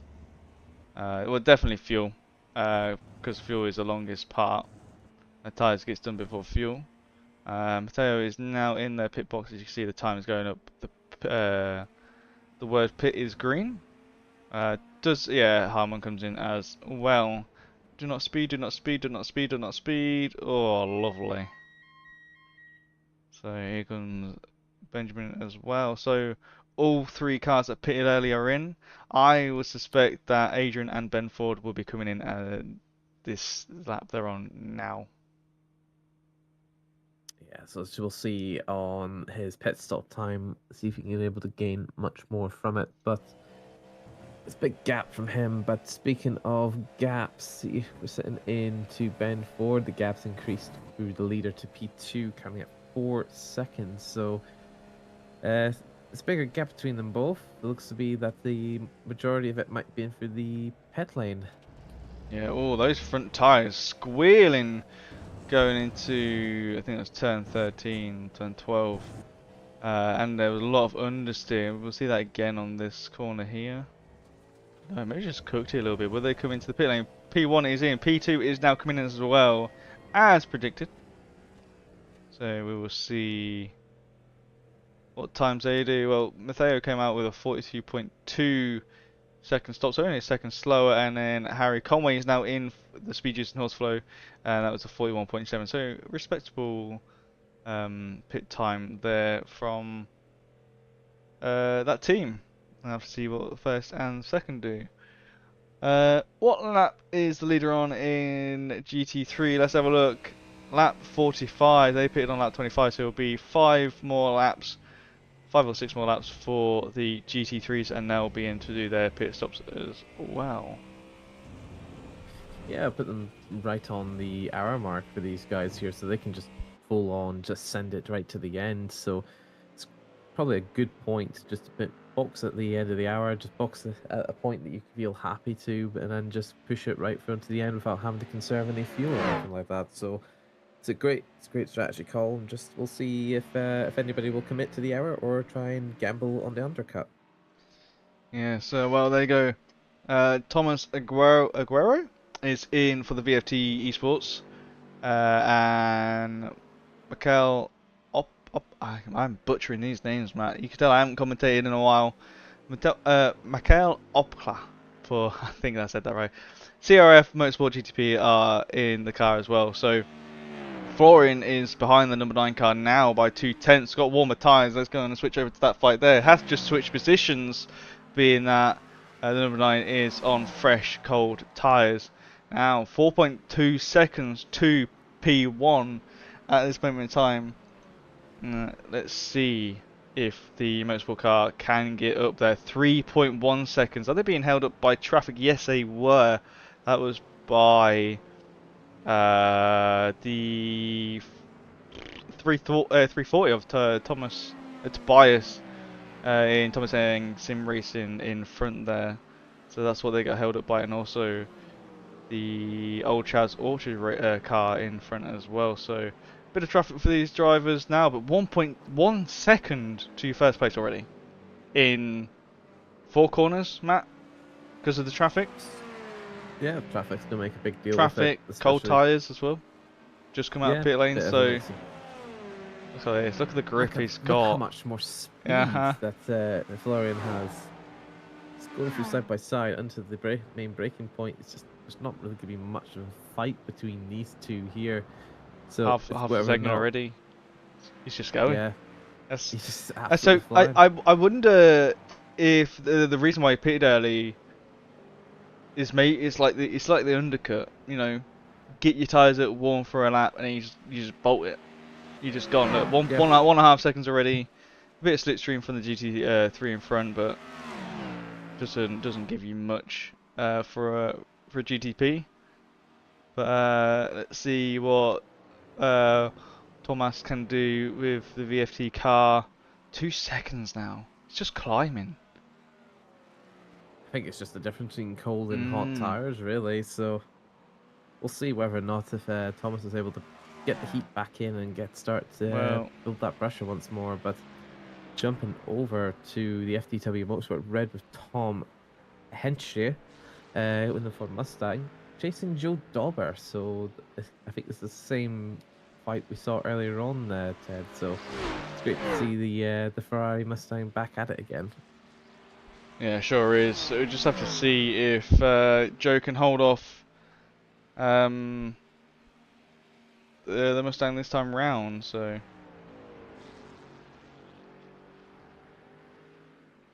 Yeah, so far it's just a matter of just keeping them together, keeping it clean. But see on the left hand side with all the pit differences, it looks to be that there is a 3 lap difference between the Ferrari and the Ford Mustang. So currently, right now, is the Mustang has the advantage on tires, but so far the Ferrari is able to dominate ahead for the meantime. But we'll see when it comes to their pit stops, who's able to come out on top, especially with the amount of dirt, the amount of scrubbing that they're doing to their tires.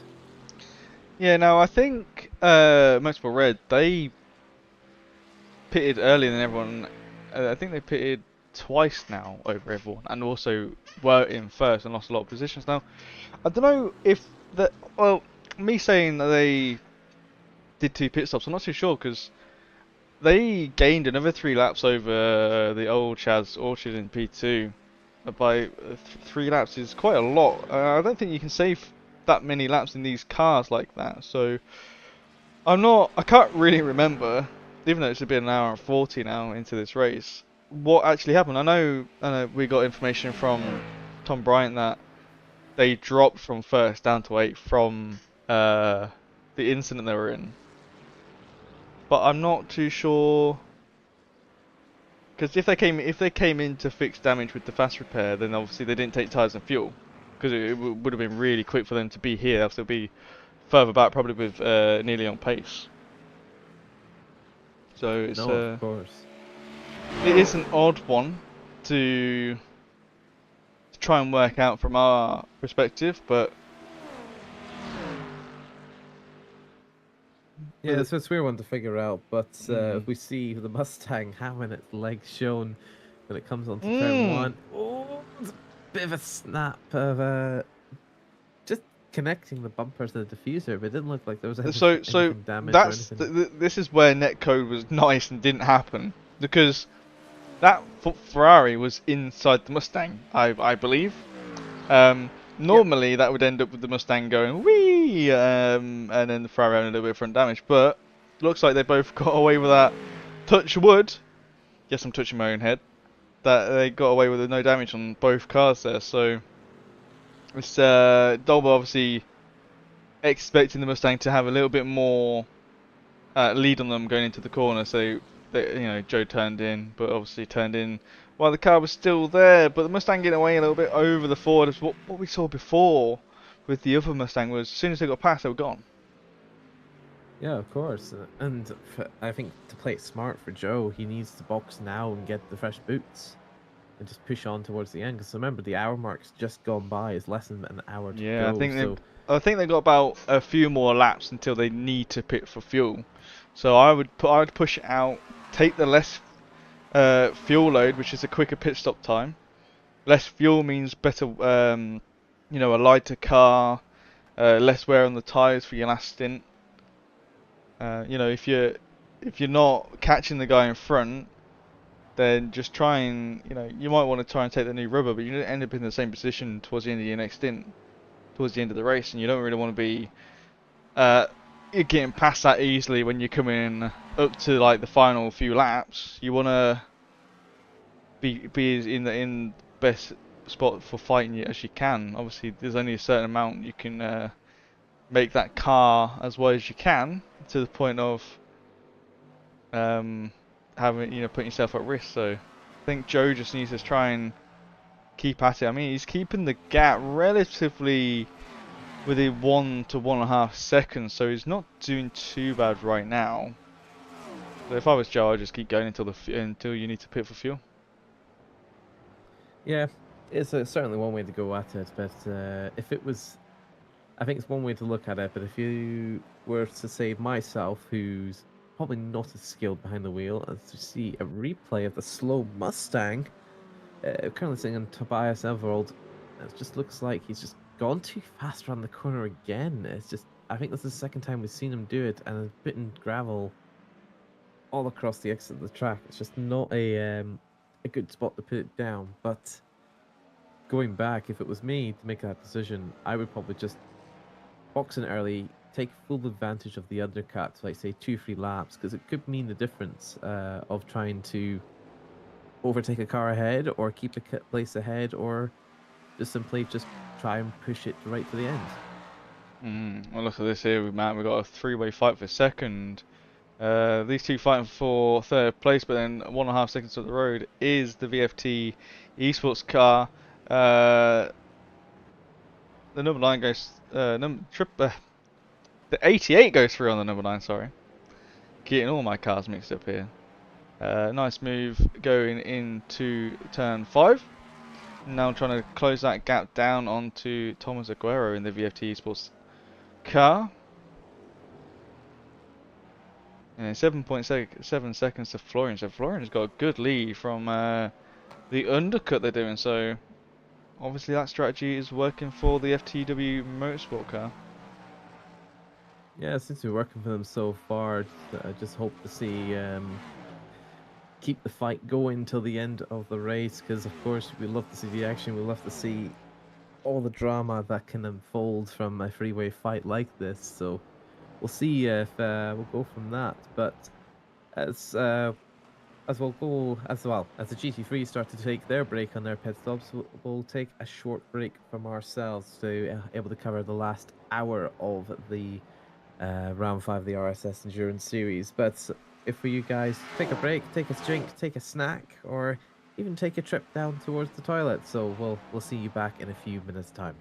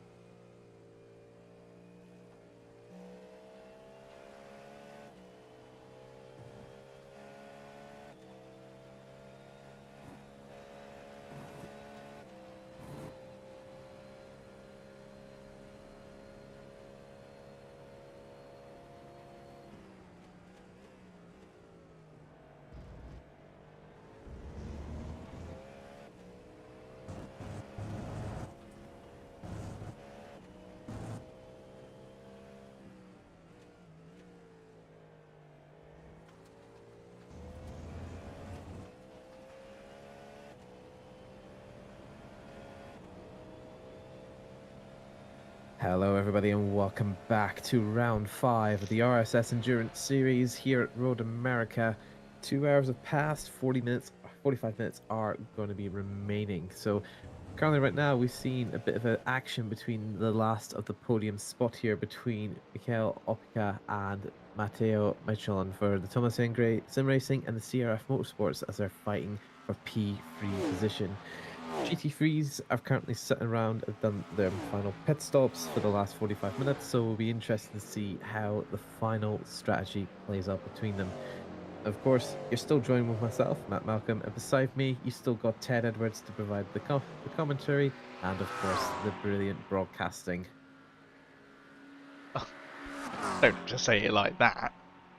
Make me Oh, of course, I blush. say it yeah, of course, I gotta say it like that. Oh, I have got something on my tool about crash with old Chaz Orchid. Well, they're down in 4th place at me. Let's go for a quick cheeky replay. Love a good cheeky replay. Let's have a look. It might just be a spin out. Yeah, it's just a spin. The big spin there, Oh, so it that's looks quite, like yeah. it's putting a lot of extra heat in that tire, so Oh, they're burning through it. It might just be from the debris that's on the track, because you see a lot of the gravel and a lot of the dirt's just been thrown out. So could just be that. It could just be from the overspeed, really. yeah, it's unfortunate that they did the spin there. Didn't lose any position, so they are P4. But this fight for 3rd is getting heated up again. There's the that would be the who is that in the back? Yeah, CRF. I thought it was 2 seconds back from the car watching now P3, the double eight, chasing down P2, just over half a second behind. So caddy, and caddy is what the GTP is today. It's great to see caddy on caddy on caddy, especially for the top 4, as I think this place has been swapped again for between P3 and P4 again. So the Cadillacs are a very great car, they're very great sounding. It just seems to be that it's the one that dominates today. Yeah, I've noticed that the caddy and the Porsche are well. I think for endurance racing itself is Cadillac and then Porsche. Not sure about the Ferrari. Now, I can't remember if this series started before the Ferrari came out, so that's why you don't see anyone in it. Unfortunately. Obviously, like the BMW isn't a chosen one. It's people don't like. I think it's the BOP of the car. It's still sort of the same for when the Caddy and the Porsche started, so it's not great. What other cars do we have? I think that's it, isn't it? There must be some other. Let me do some digging. Yeah, of course. As we currently sit again with the P2 position here, it's a fight for P2 again between Matteo and Thomas. So it's a great fight between them two. A lot of switching between the other podium positions while Florian takes the gap in the lead. So it's very close between them all. So really on this straight here, it depends on the setup on the slipstream between these two. So as they go on towards the Road America straight up the hill and down the main straight here, it's just whether or not he's able to get enough. But there isn't enough legs we put on between both of them as a GT3 just decides to pop out from the pit lane. But it's a black flag through Tom Henshaw for P4. So it's not a great move to have come out of the pit lane from there, but of course he's going to have to serve a drive-through penalty or stop and holds from what he's gone and done for the pit lane. Yeah, that's not great. Now, what's happened to? I'm gonna have a look in a second for P4 in GTP, but I'm just looking at what cars we actually have available for these guys driving. So obviously the Acura ARX06 GTP. We don't see anyone in that. I think may have seen 1 or 2. Obviously the BMW, Caddies and Porsches we've seen. The Ferrari 499P. And that's actually it. And we got some GT3s. Obviously the Audi, which no one drives the Audi anymore. That I noticed. Obviously Acura isn't a favourite. We've got Ferrari, we've got McLarens, no AMGs, Mercedes AMG, and no Lamborghinis. Yeah, it's quite unfortunate to see no Lamborghinis on there because they're very nice cars to have on the track. But side-by-side action here between the two caddies. It's whether or not who can get the better traction on the end, but it's a door slamming from the likes of Thomas with a bit of flashing from Matteo. So great defending on that part there from Thomas. Yeah, I will go to a replay to see what happened to the number 9 in just 1 second. But obviously, these guys are taking up all the screen time as much as they can. Oh, Yeah, a look little bit at of that flashing here and defensive. there. Yeah, big bold defensive move. It's whether or not they can carry enough. Don't take too much overspeed as you will slide. But again, this little side-by-side action, a little bit of tapping on the doors. So probably will be more flashing from Matteo as he's showing off his frustration between himself and Thomas. There we go. There's a little bit more flashing between them. Now, let's have a quick look at this replay with the number 9. Oh, the red car comes out the pit lane and they just didn't slow down in time, so they've got a little bit of damage on the front end of their car, and that's why they lost so much time over P3 because they're only about 1.5, 2 seconds back, and now they're almost 9 seconds in total. Yeah, that was that was the GT3 I was pointing out when they had that little camera over at the pit exit. So yes, it was a little unfortunate to have a little bit of a traffic incident, but again, tracketh taketh, tracketh giveth, as Mr. Dalton would say. But between the majority of the cars here today, if it's just trying to manage through the pain, manage through the track. Sure is. Well, 38 minutes left on the clock. We'll still have some pits for the GTPs. I say about 21 laps time. Nope. I'll say that again. 15 to 16 laps time is when. Yeah, that Am felt I a bit thinking better. right? No, 10, 11 laps time. I will get my maths correct in a second. Well, yeah, so about lap 75, lap 76 is when these guys should be pitting, roughly. I'm not sure about the GT3, so I think they can finish now. I'm not too sure. They might. I think they can. I think they've Maybe a been pitting around about splash. an hour. Yeah, Yeah, it's definitely a, splash and dash if needs be. But again, we're still back on with a P2, P3 here. Still half a second between these two guys here. They've been a lot of side-by-side action here over the last 10, 15 minutes. So it's interesting to see what was going to be the outcome of this battle when they cross the checkered flag. But it's still nothing really much going on between them besides a little bit of side-by-side, a little bit of door banging. But they're keeping it clean, they keep it consistent, and that's what really matters when it comes to racing, because you want to race fairly. You sure do. Well, 4th place and number 9 has come into the pits after their little incident with FTW Motorsport Red. So that will be their final pit stop for most likely tyres and fuel and fixing a little bit of damage they got on the front end. So they shouldn't need to pit again, so they can go to the end. Make sure Mikael Sundström has got a black flag. That will be for track limits, I believe, because they are with 5th place on the track map going into turn 2, I do believe. Oh, Matteo has got a black flag for track limits. Oh! Whoa! Big hit.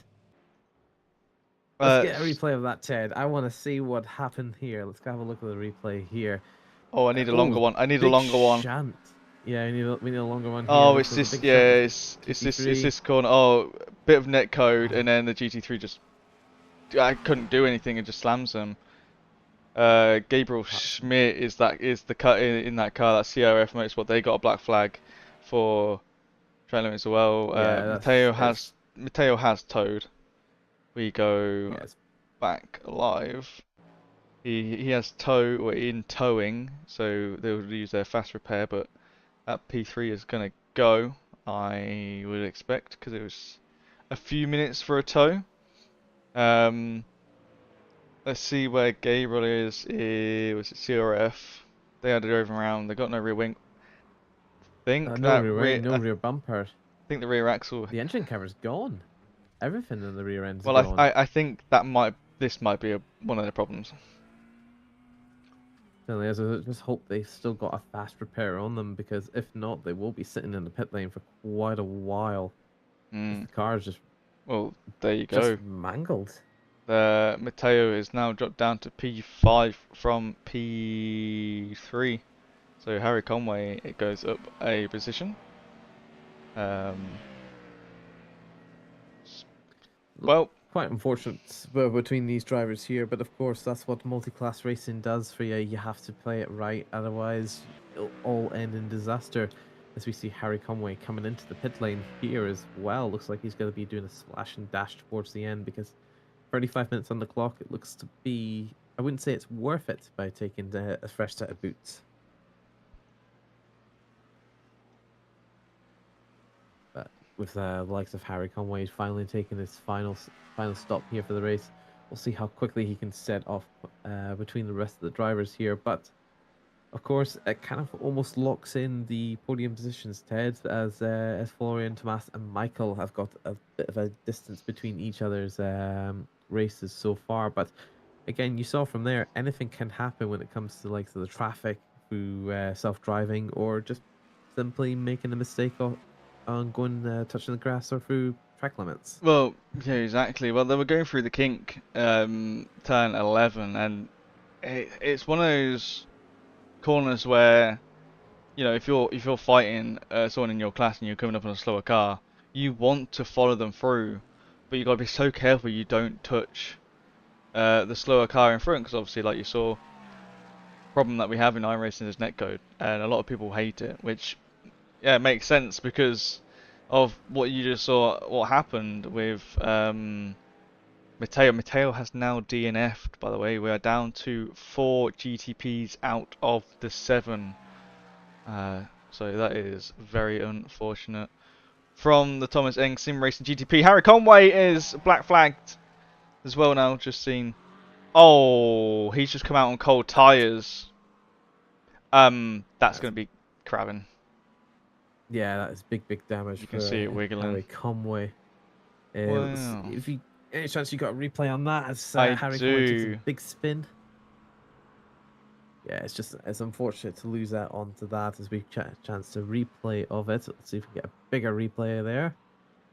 Apparently, So, I think my replay thing has had a problem. oh dear, it still looks like anyway that Because he's that's what it just was. too much speed. Yeah, I think he's just cooked it with the cold tyres. Let's just see if he's able to drive the car Going through the back. He's going to be carousel, he's driving it. got GT3s coming in, got P8 and P3. He's just let P2 through. So he's just going to nurse that car back now. He's going to look after it. Yeah, he's got GT3s coming up fast and quick, but he doesn't Oh, have it's any just grip there's no or grip. anything. It just looks like, because obviously you've got no aero, the whole thing would be unstable with the amount of how bent the steering's going to be as well. So just has to nurse it all the way back. It's gonna be a long road back, but again, he's Oh, just spinning it again and with now another late GTP. So it's I unfortunate mean, to see drivers all like all that. Conway's got to do is get back to the pit lane, fix it, and drive. And as long as he finishes, with, I think it's 85% of the race of the leader's laps, he'll get points. Yeah, I Whereas think he still has a fast repair. I'm hoping he does for his sake, 'cause that is a really broken car. I know we've seen. Um, Yeah, because that'll be at least 10 minutes he would need to sit in there if it's that bad. hmm. But so far, I Okay.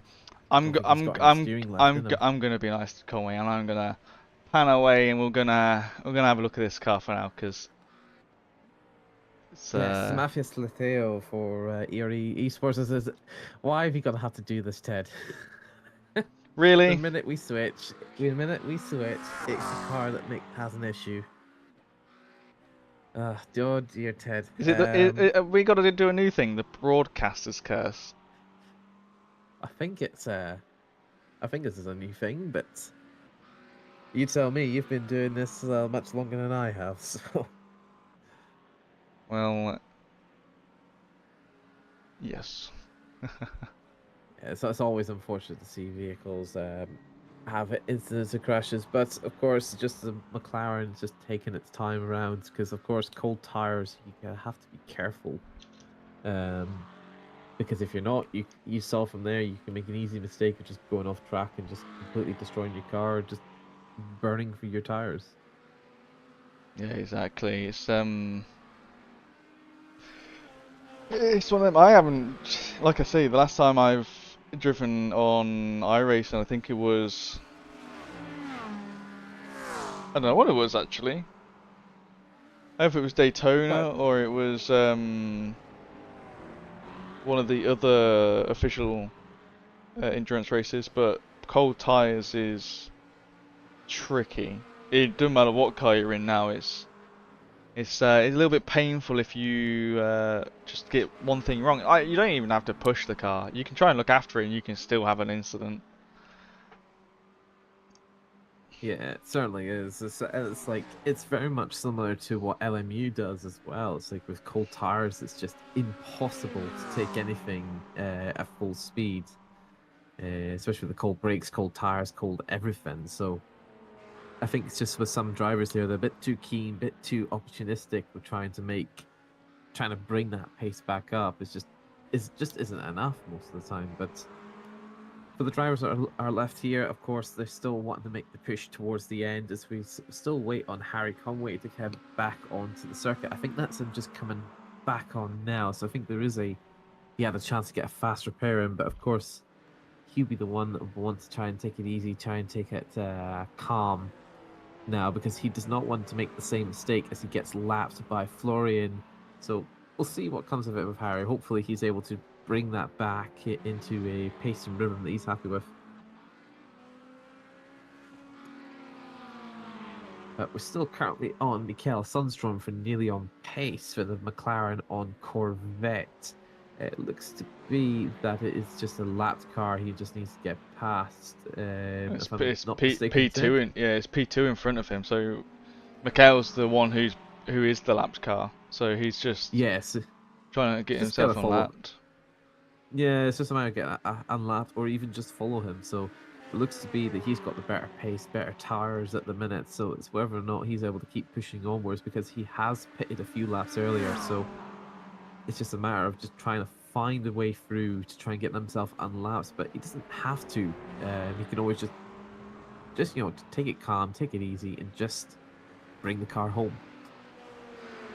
Well, that's the thing. You're still getting points at the end of the day. So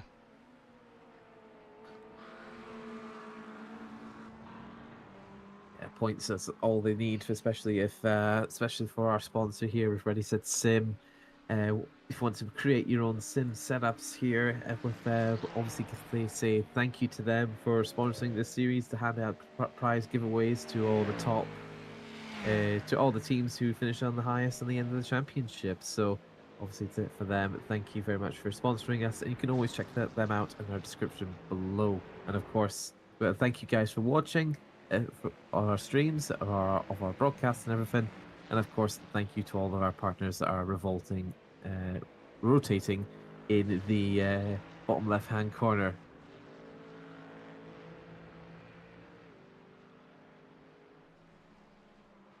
oh, our leader in GGP is on lap 72. So about they pitted lap 48. So that was yeah. So they're 2 laps early than P2 at the minute. Obviously, a lap for the first stint and a lap early for the second stint. So they're gonna be. I'm gonna say they're gonna be another lap early. So that puts them next lap. They should be pitting. Lap 73. So we'll have to wait and see. Yes. Um. It looks like it because obviously they've gone 25 laps now, has it? Uh.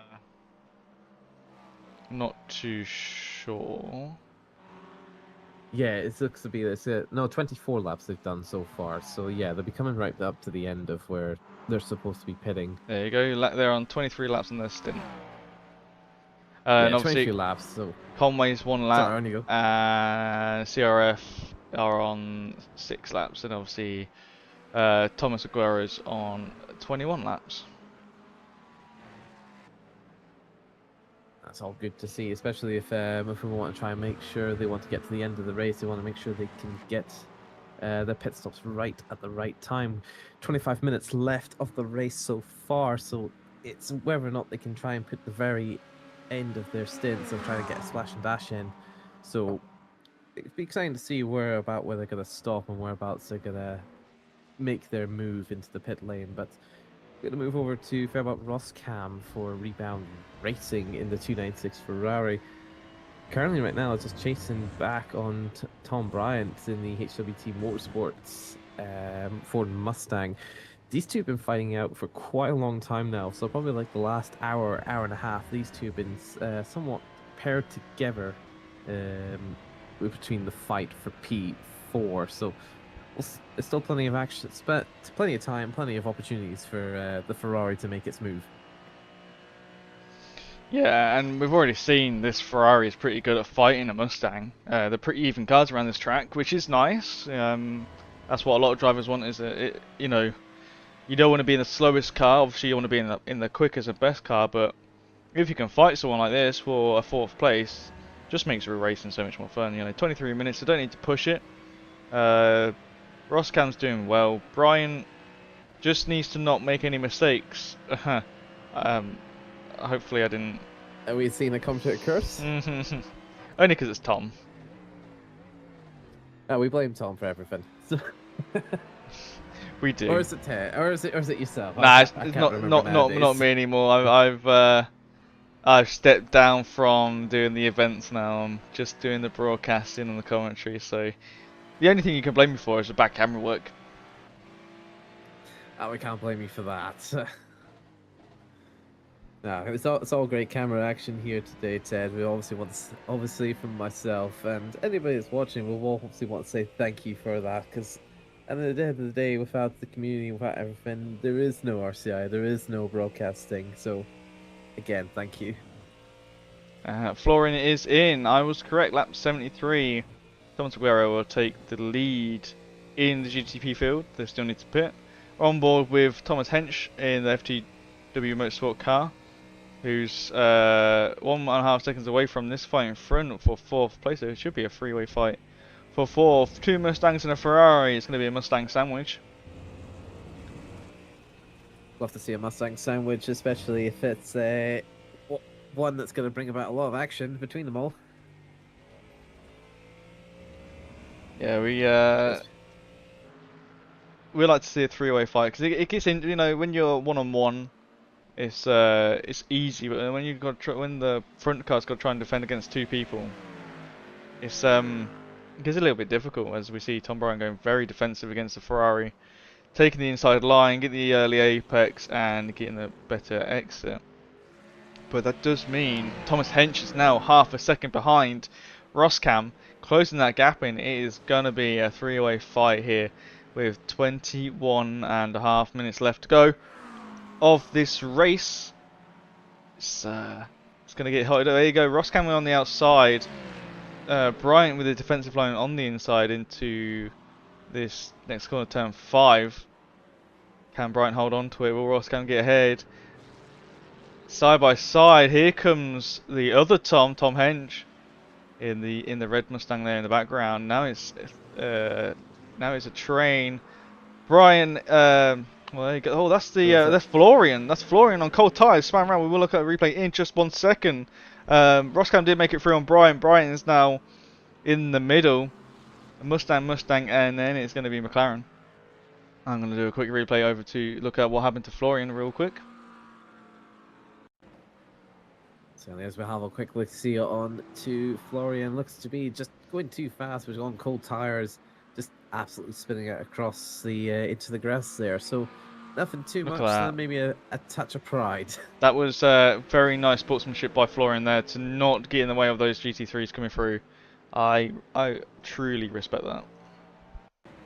Yeah, especially since he can make it up again later. Brian has lost a position on Hench.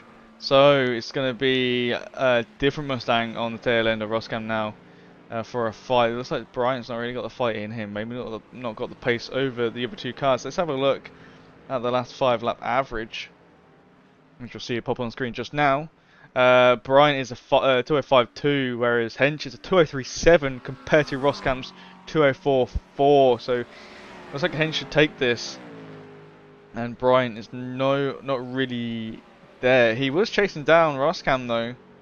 No, I lie. Roskam was the one chasing down Brian. Roskam just going off the track just a little, maybe from the GTP, but there you go. Hench is through easy as that. So up to 4th place, 24 seconds behind 3rd.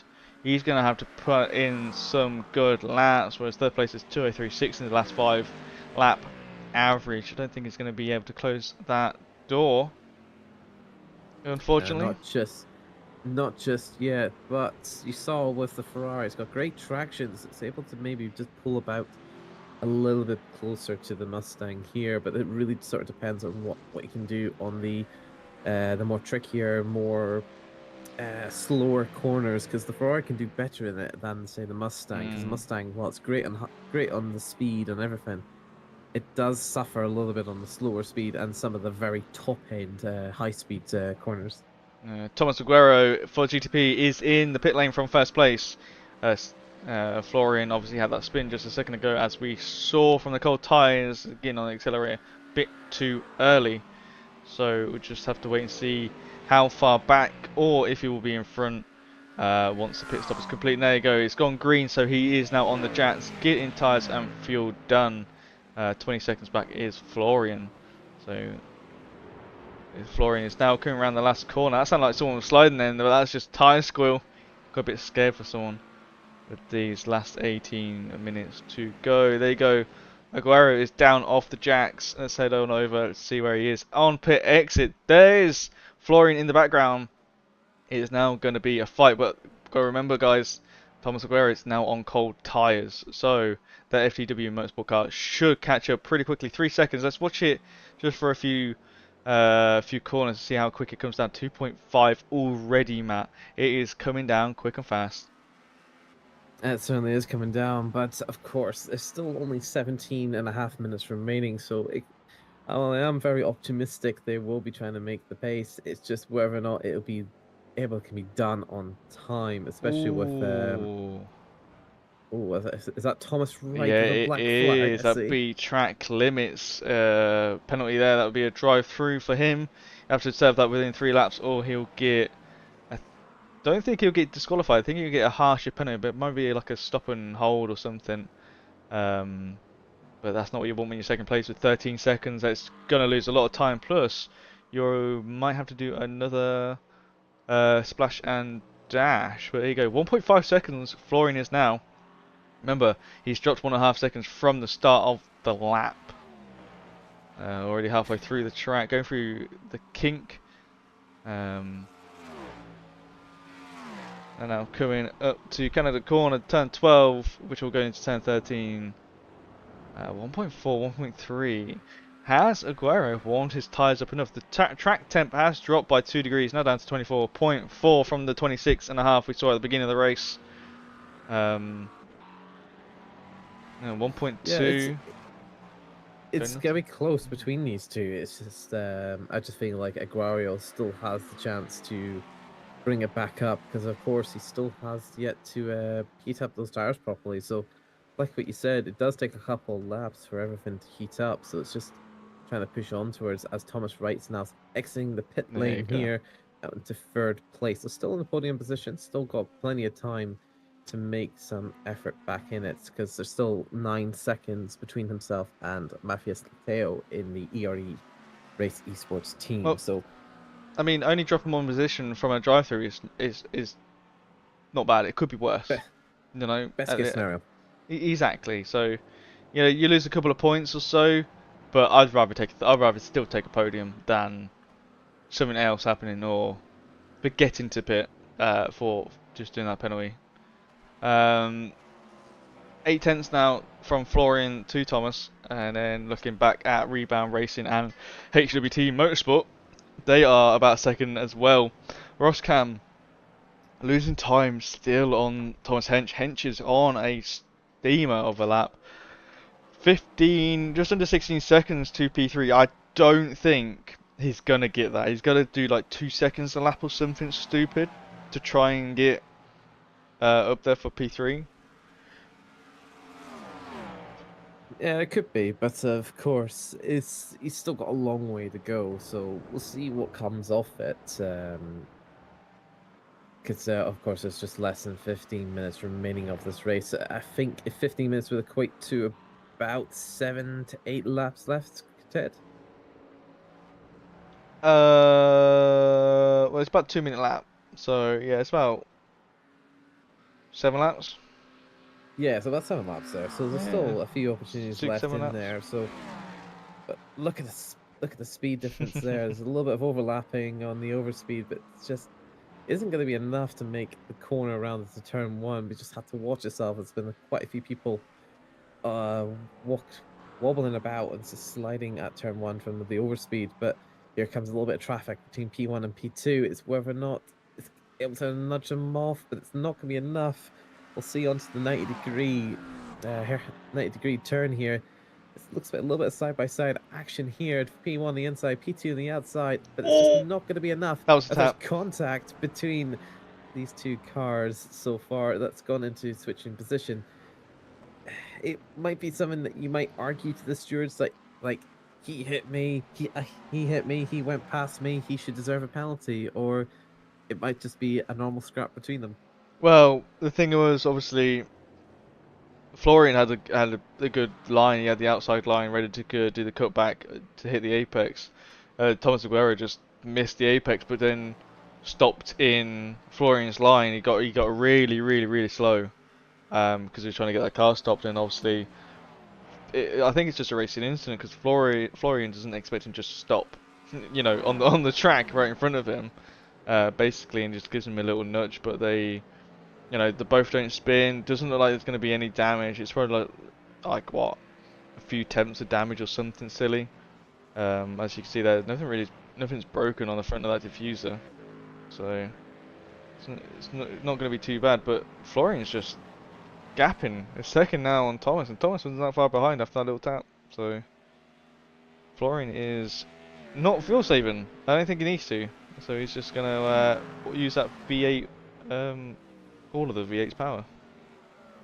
Yeah, it looks like he's going to be using every bit he can, every bit of the car he can use, especially if he wants to try and keep building that gap.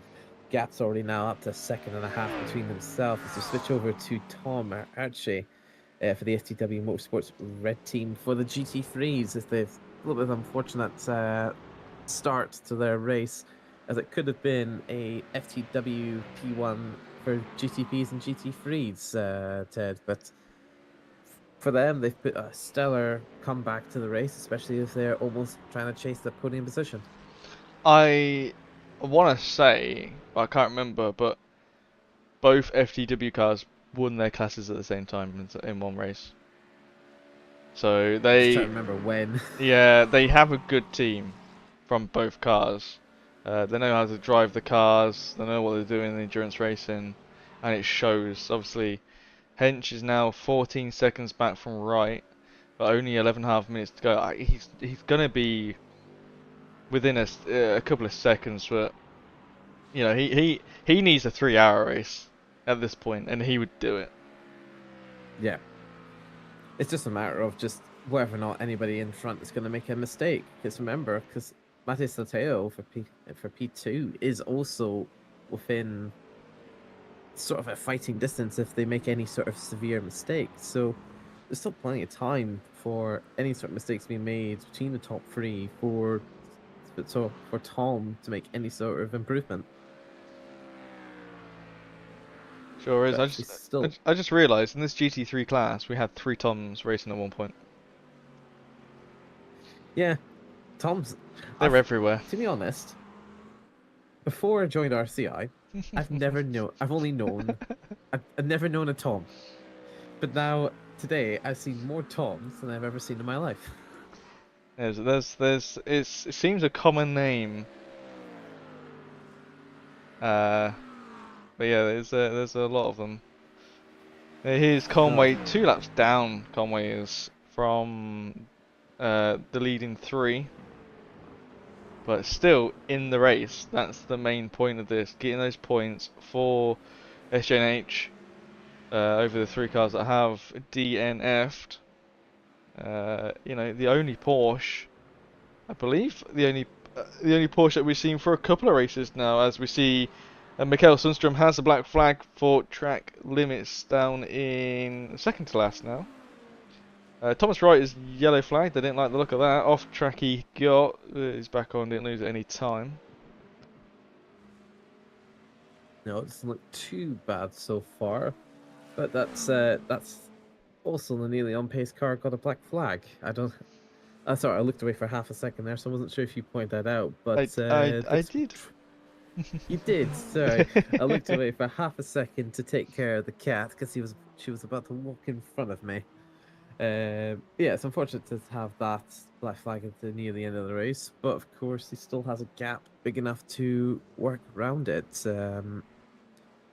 It's just unfortunate they're not going to be able to make any sort of improvements there from that. But Harry Conway, it's unfortunate from the incident he had earlier. Could have been a lot more from him, but he seems to have done a really good job of well, the pace that he's doing right now seems to be quite rapid. As I just said it.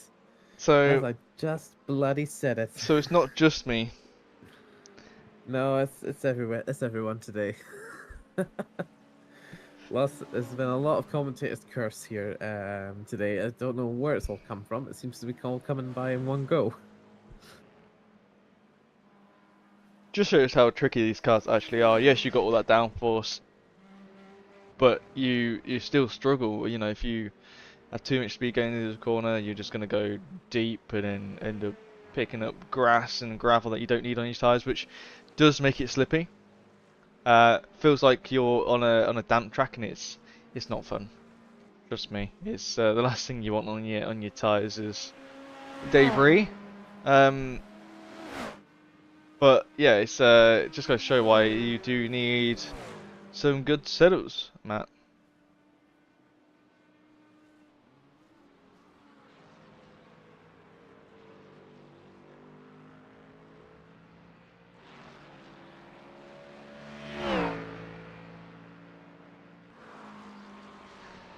Well, just looking back at this 4th, 5th and 6th place that we were fighting a minute ago, Tom Hench is 13 seconds still back from Thomas Wright, so he's not going to be catching him for 3rd place anytime soon with 7 minutes 20 seconds left on the clock.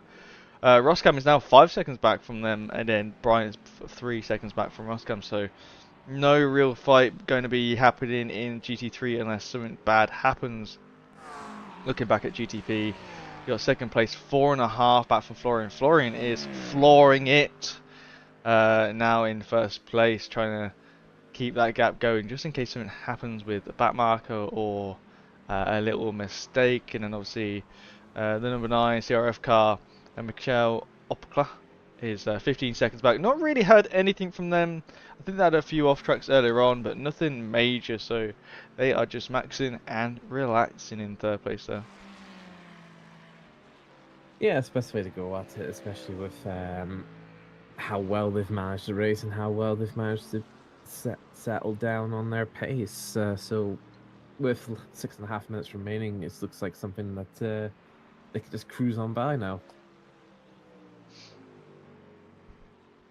But as we sit on to Tom Bryant again, it's unfortunate. It's a bit unfortunate he's not been a bit off the pace here today, but he seems to have kept it clean and consistent. Which for a race like this today, with the amount of chaos that's been on to here, it's certainly the thing that you want to have. So for the last 6 minutes, he can just cruise on to the end along with everybody else. Yeah, I think that's the main thing with it all now. You know, it's just get to the end. Like Gabriel Schmidt, we not really spoke about them down in last place of the running cars, 4 laps down on Mikhail, and Mikhail's down 1 lap down on Tobias in 7th. So they're just driving the car, probably not having too much fun, but they're just driving it back. Not sure why they're so far back. I'm not sure if they've already used their fast repair and then had to do some more fixing, but yeah, very, very, very far back. That was 10 laps ago they were into the pit, so They're a little bit off sequence. I think everyone in GT3 is not really on sequence with each other. As you can see, the last laps in orange there on the right hand side of the stands is a bit all over the place. It is a little bit over the place, but it also seems to be well managed, despite how wobbly and how slidey that it can be. So, it's done a really good job at just keeping it clean. But for most of the drivers here today, it's just obviously cold tires is the culprit for many people's races having issues. But it looks to be Gabriel Schmidt for the CRF Motorsports. It's just trying to push on more. It looks like he's just going flat out a lot of the some of the corners there, just trying to make up for any sort of time. But for him, for where he is, especially with the gap that's left onto there, it's best just to cruise onwards. Sure is. Well, 4 minutes left. That's about 3 laps, I'd like to say. Where is our leader right now? Boop. He's just gone through the kink, just gone round Tom Bryant, and going into turn 12 now. So not too far off the start finish. It's about 1 minute 50 a lap. Let's have a look at their last laps. Let's have a look, see who's got the fastest lap as well. So here's the fastest lap first, and then the second time will be their last lap. So, oh, Thomas Aguero with the fastest lap in GTP, and look at that. Matthias, is that Lateo? His last lap was the fastest lap of the GT3 field, so he is thundering along. 202.682, very, very quick time, very, very nice time as well. So 151.4. Florian's going slower, so I wonder if that's the old tyres. Could well be, but look how close it is between what it is currently for P1 and P2's fastest laps. It's just a couple of hundredths of a second between these two. One of the only ones in the 49 mids, where you see Michael Opka for the CRF sitting on the higher end of the 49. So it's unusual. So it's quite impressive to see those two cars hovering around the mid 49 as their fastest lap. You can see Thomas Hench is 2034 was his last lap, so 2035. So he is catching right, but it's just not enough. Unfortunately. Oh, there you go. There's two FTW cars. Lovely liveries. I love seeing them side by side with each other. But I certainly do too. It's just you got a bit of bias for it because your liveries when you do your race venturas are often red and black. Yep. I'm the opposite. I'm more blue and white myself. I do love a bit of bringing a bit of a pop out compared to the rest of the cars. Yeah, well, here we go. Turn 12 again for leading GTP car leader overall. So there will be one more lap to go. So we got 1 minute 50 on the clock now. This will be the final lap of this 2 hour 40-minute race. It certainly is. It's been one that's been full of drama through today. There's been a bit of action, but mostly through drama. But of course, it is the cold tires that have been the main culprit for all that drama as it goes towards this final lap here. Goes through turn 1. I no doubt he'd be wanting to push that as hard as he can just to get a bit of a last lap hurrah. Yeah. Oh, Tobias in the 340's got a black flag. That would be track limits penalty. I not sure about the conversion after the finish line. I mean, he's ahead at the minute. He's just got out the carousel, ahead of the overall leader, that is. Obviously, if you finish behind the overall leader once they finish, then you finish your race. So we'll have to see if they go for a pit stop or if they keep going. We will see, but... Go on, sorry. A bit unknown from it, because I know for when it does it's at Costa Competizione, it's like 40 seconds added on to your time, but it's unsure. I'm unsure what iRacing does because I don't normally race in iRacing. It's not one that I typically race a lot of, so I don't know for yourself, Ted, because I don't think you know the top of your head either. But hopefully, it's not going to be anything too bad of a penalty if they decide to miss it. Well, he's in the pit lane now, going to do his drive through. But here we go, last corner for Florian Durkhoff, FTW Motorsport. Only a few hundred meters to go, and the clock is on 0. Florian Durkhoff, FTW Motorsport, taking the wing at Road America. Yes, certainly is great to see a win like that. One that's been hard fought, hard battled. But of course, with Thomas Grail taking P2 in the VTF Esports TNC, with Mikhail Oplakaf at CRF just behind him, running in P3, with Harry Conway just finishing out on your P4. So he's still got the final lap to go, but he will finish off in P4.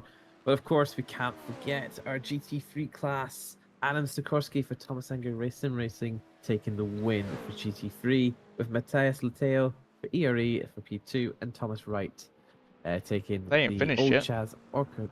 Oh no, they're not finished yet. I thought they were. Sorry, my mistake. Matt's But getting ahead of himself, ladies and gentlemen. It's fine. It's been a long one with not that many cars, unfortunately. So we'll not been much to it just talk about. It's been weird. This has been a very quiet end to the road. Here comes Harry Conway to finish in 4th, 2 laps down.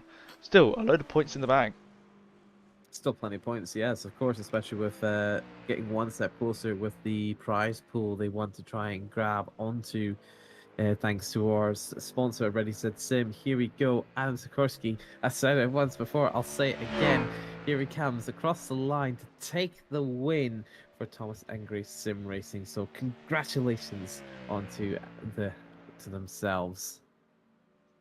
And obviously, ERE race esports team Matthew Soleteo coming up out of the last corner now, coming past the pit entry to the start finish to take on P2 after losing their front bumper for like almost a whole stint.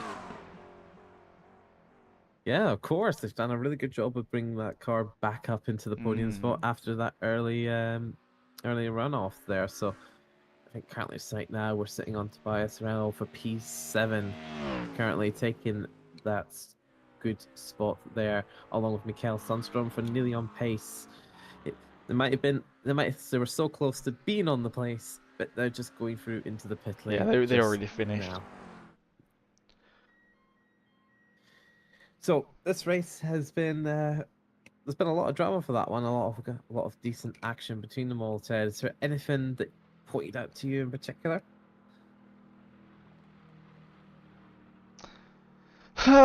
I mean, it wasn't too bad racing. Obviously, there was only a few knocks between classes, which was actually all right. To be fair, I thought there was going to be a lot more incidents, especially having more GT3s than the hypercars or GTP, should I say again. But no, from our side, it wasn't a bad race. I think some people feel like some of their cars probably weren't great, and obviously the contacts earlier on didn't help. Um, but overall, with the amount of cars we had, it was actually a decent race. Yeah, it was pretty decent race indeed, especially with the especially with everything that went on track. It's been a bit good to see some strategy play outs and that way. But for ourselves from RCI, it's just rounding off through round 5, we'll soon be running off into round 6 at Indianapolis for next time. I think that's gonna be based on August 30th, if I'm not mistaken. So be sure to be staying tuned for the next round of the Ready Set Sim Endurance Series. But of course, we can't forget some of the other racing stuff we've got going on. We've got the 500 kilometers of Le Mans tomorrow afternoon, so stick around and enjoy it while we see the debut of the V12 Valkyrie, along with the Monday Bahrain prototype one-off that's going to be happening in a couple of weeks' time in August 4th. But once the Monday gang hands off from LMU, we'll be back to ACC for the Sylvia Series for the TCX Cup Season 2, as it's been renamed to the Sylvia Series. But But of course, we can't say thank you before we head off. We gotta say thank you to our partners, yourselves, and everybody that has contributed and has given us support through RCI. So from myself, Matt Malcolm, and from Ted Edwards, thank you for watching, and we'll see you all next time. You ready? 3, 2, 1, go. Get behind the wheel, let's go. Grip the road, feel the flow. Thunder roaring, steel alive. Live this dream and drive. Tires burning with gasoline. Push the limits, chasing green. One shot, don't slow. Go on, we'll take control. Engines scream alive tonight. Blazing past the red line. Outrun the night, won't lose this fight. Follow the road, red line for show. We're chasing taillights, don't let go. Under the stars, we'll go so far. This is who we are. Chasing taillights. Chasing taillights. Chasing taillights. We're chasing taillights. The miles they fade, but they don't die. Faster now, the hours fly by. Sweat and gears, hearts in sync. On the edge, on the brink. Clock ticks down, stakes are high. One mistake, we kiss us goodbye. Don't slow down, we're not done. Finish line for the strong.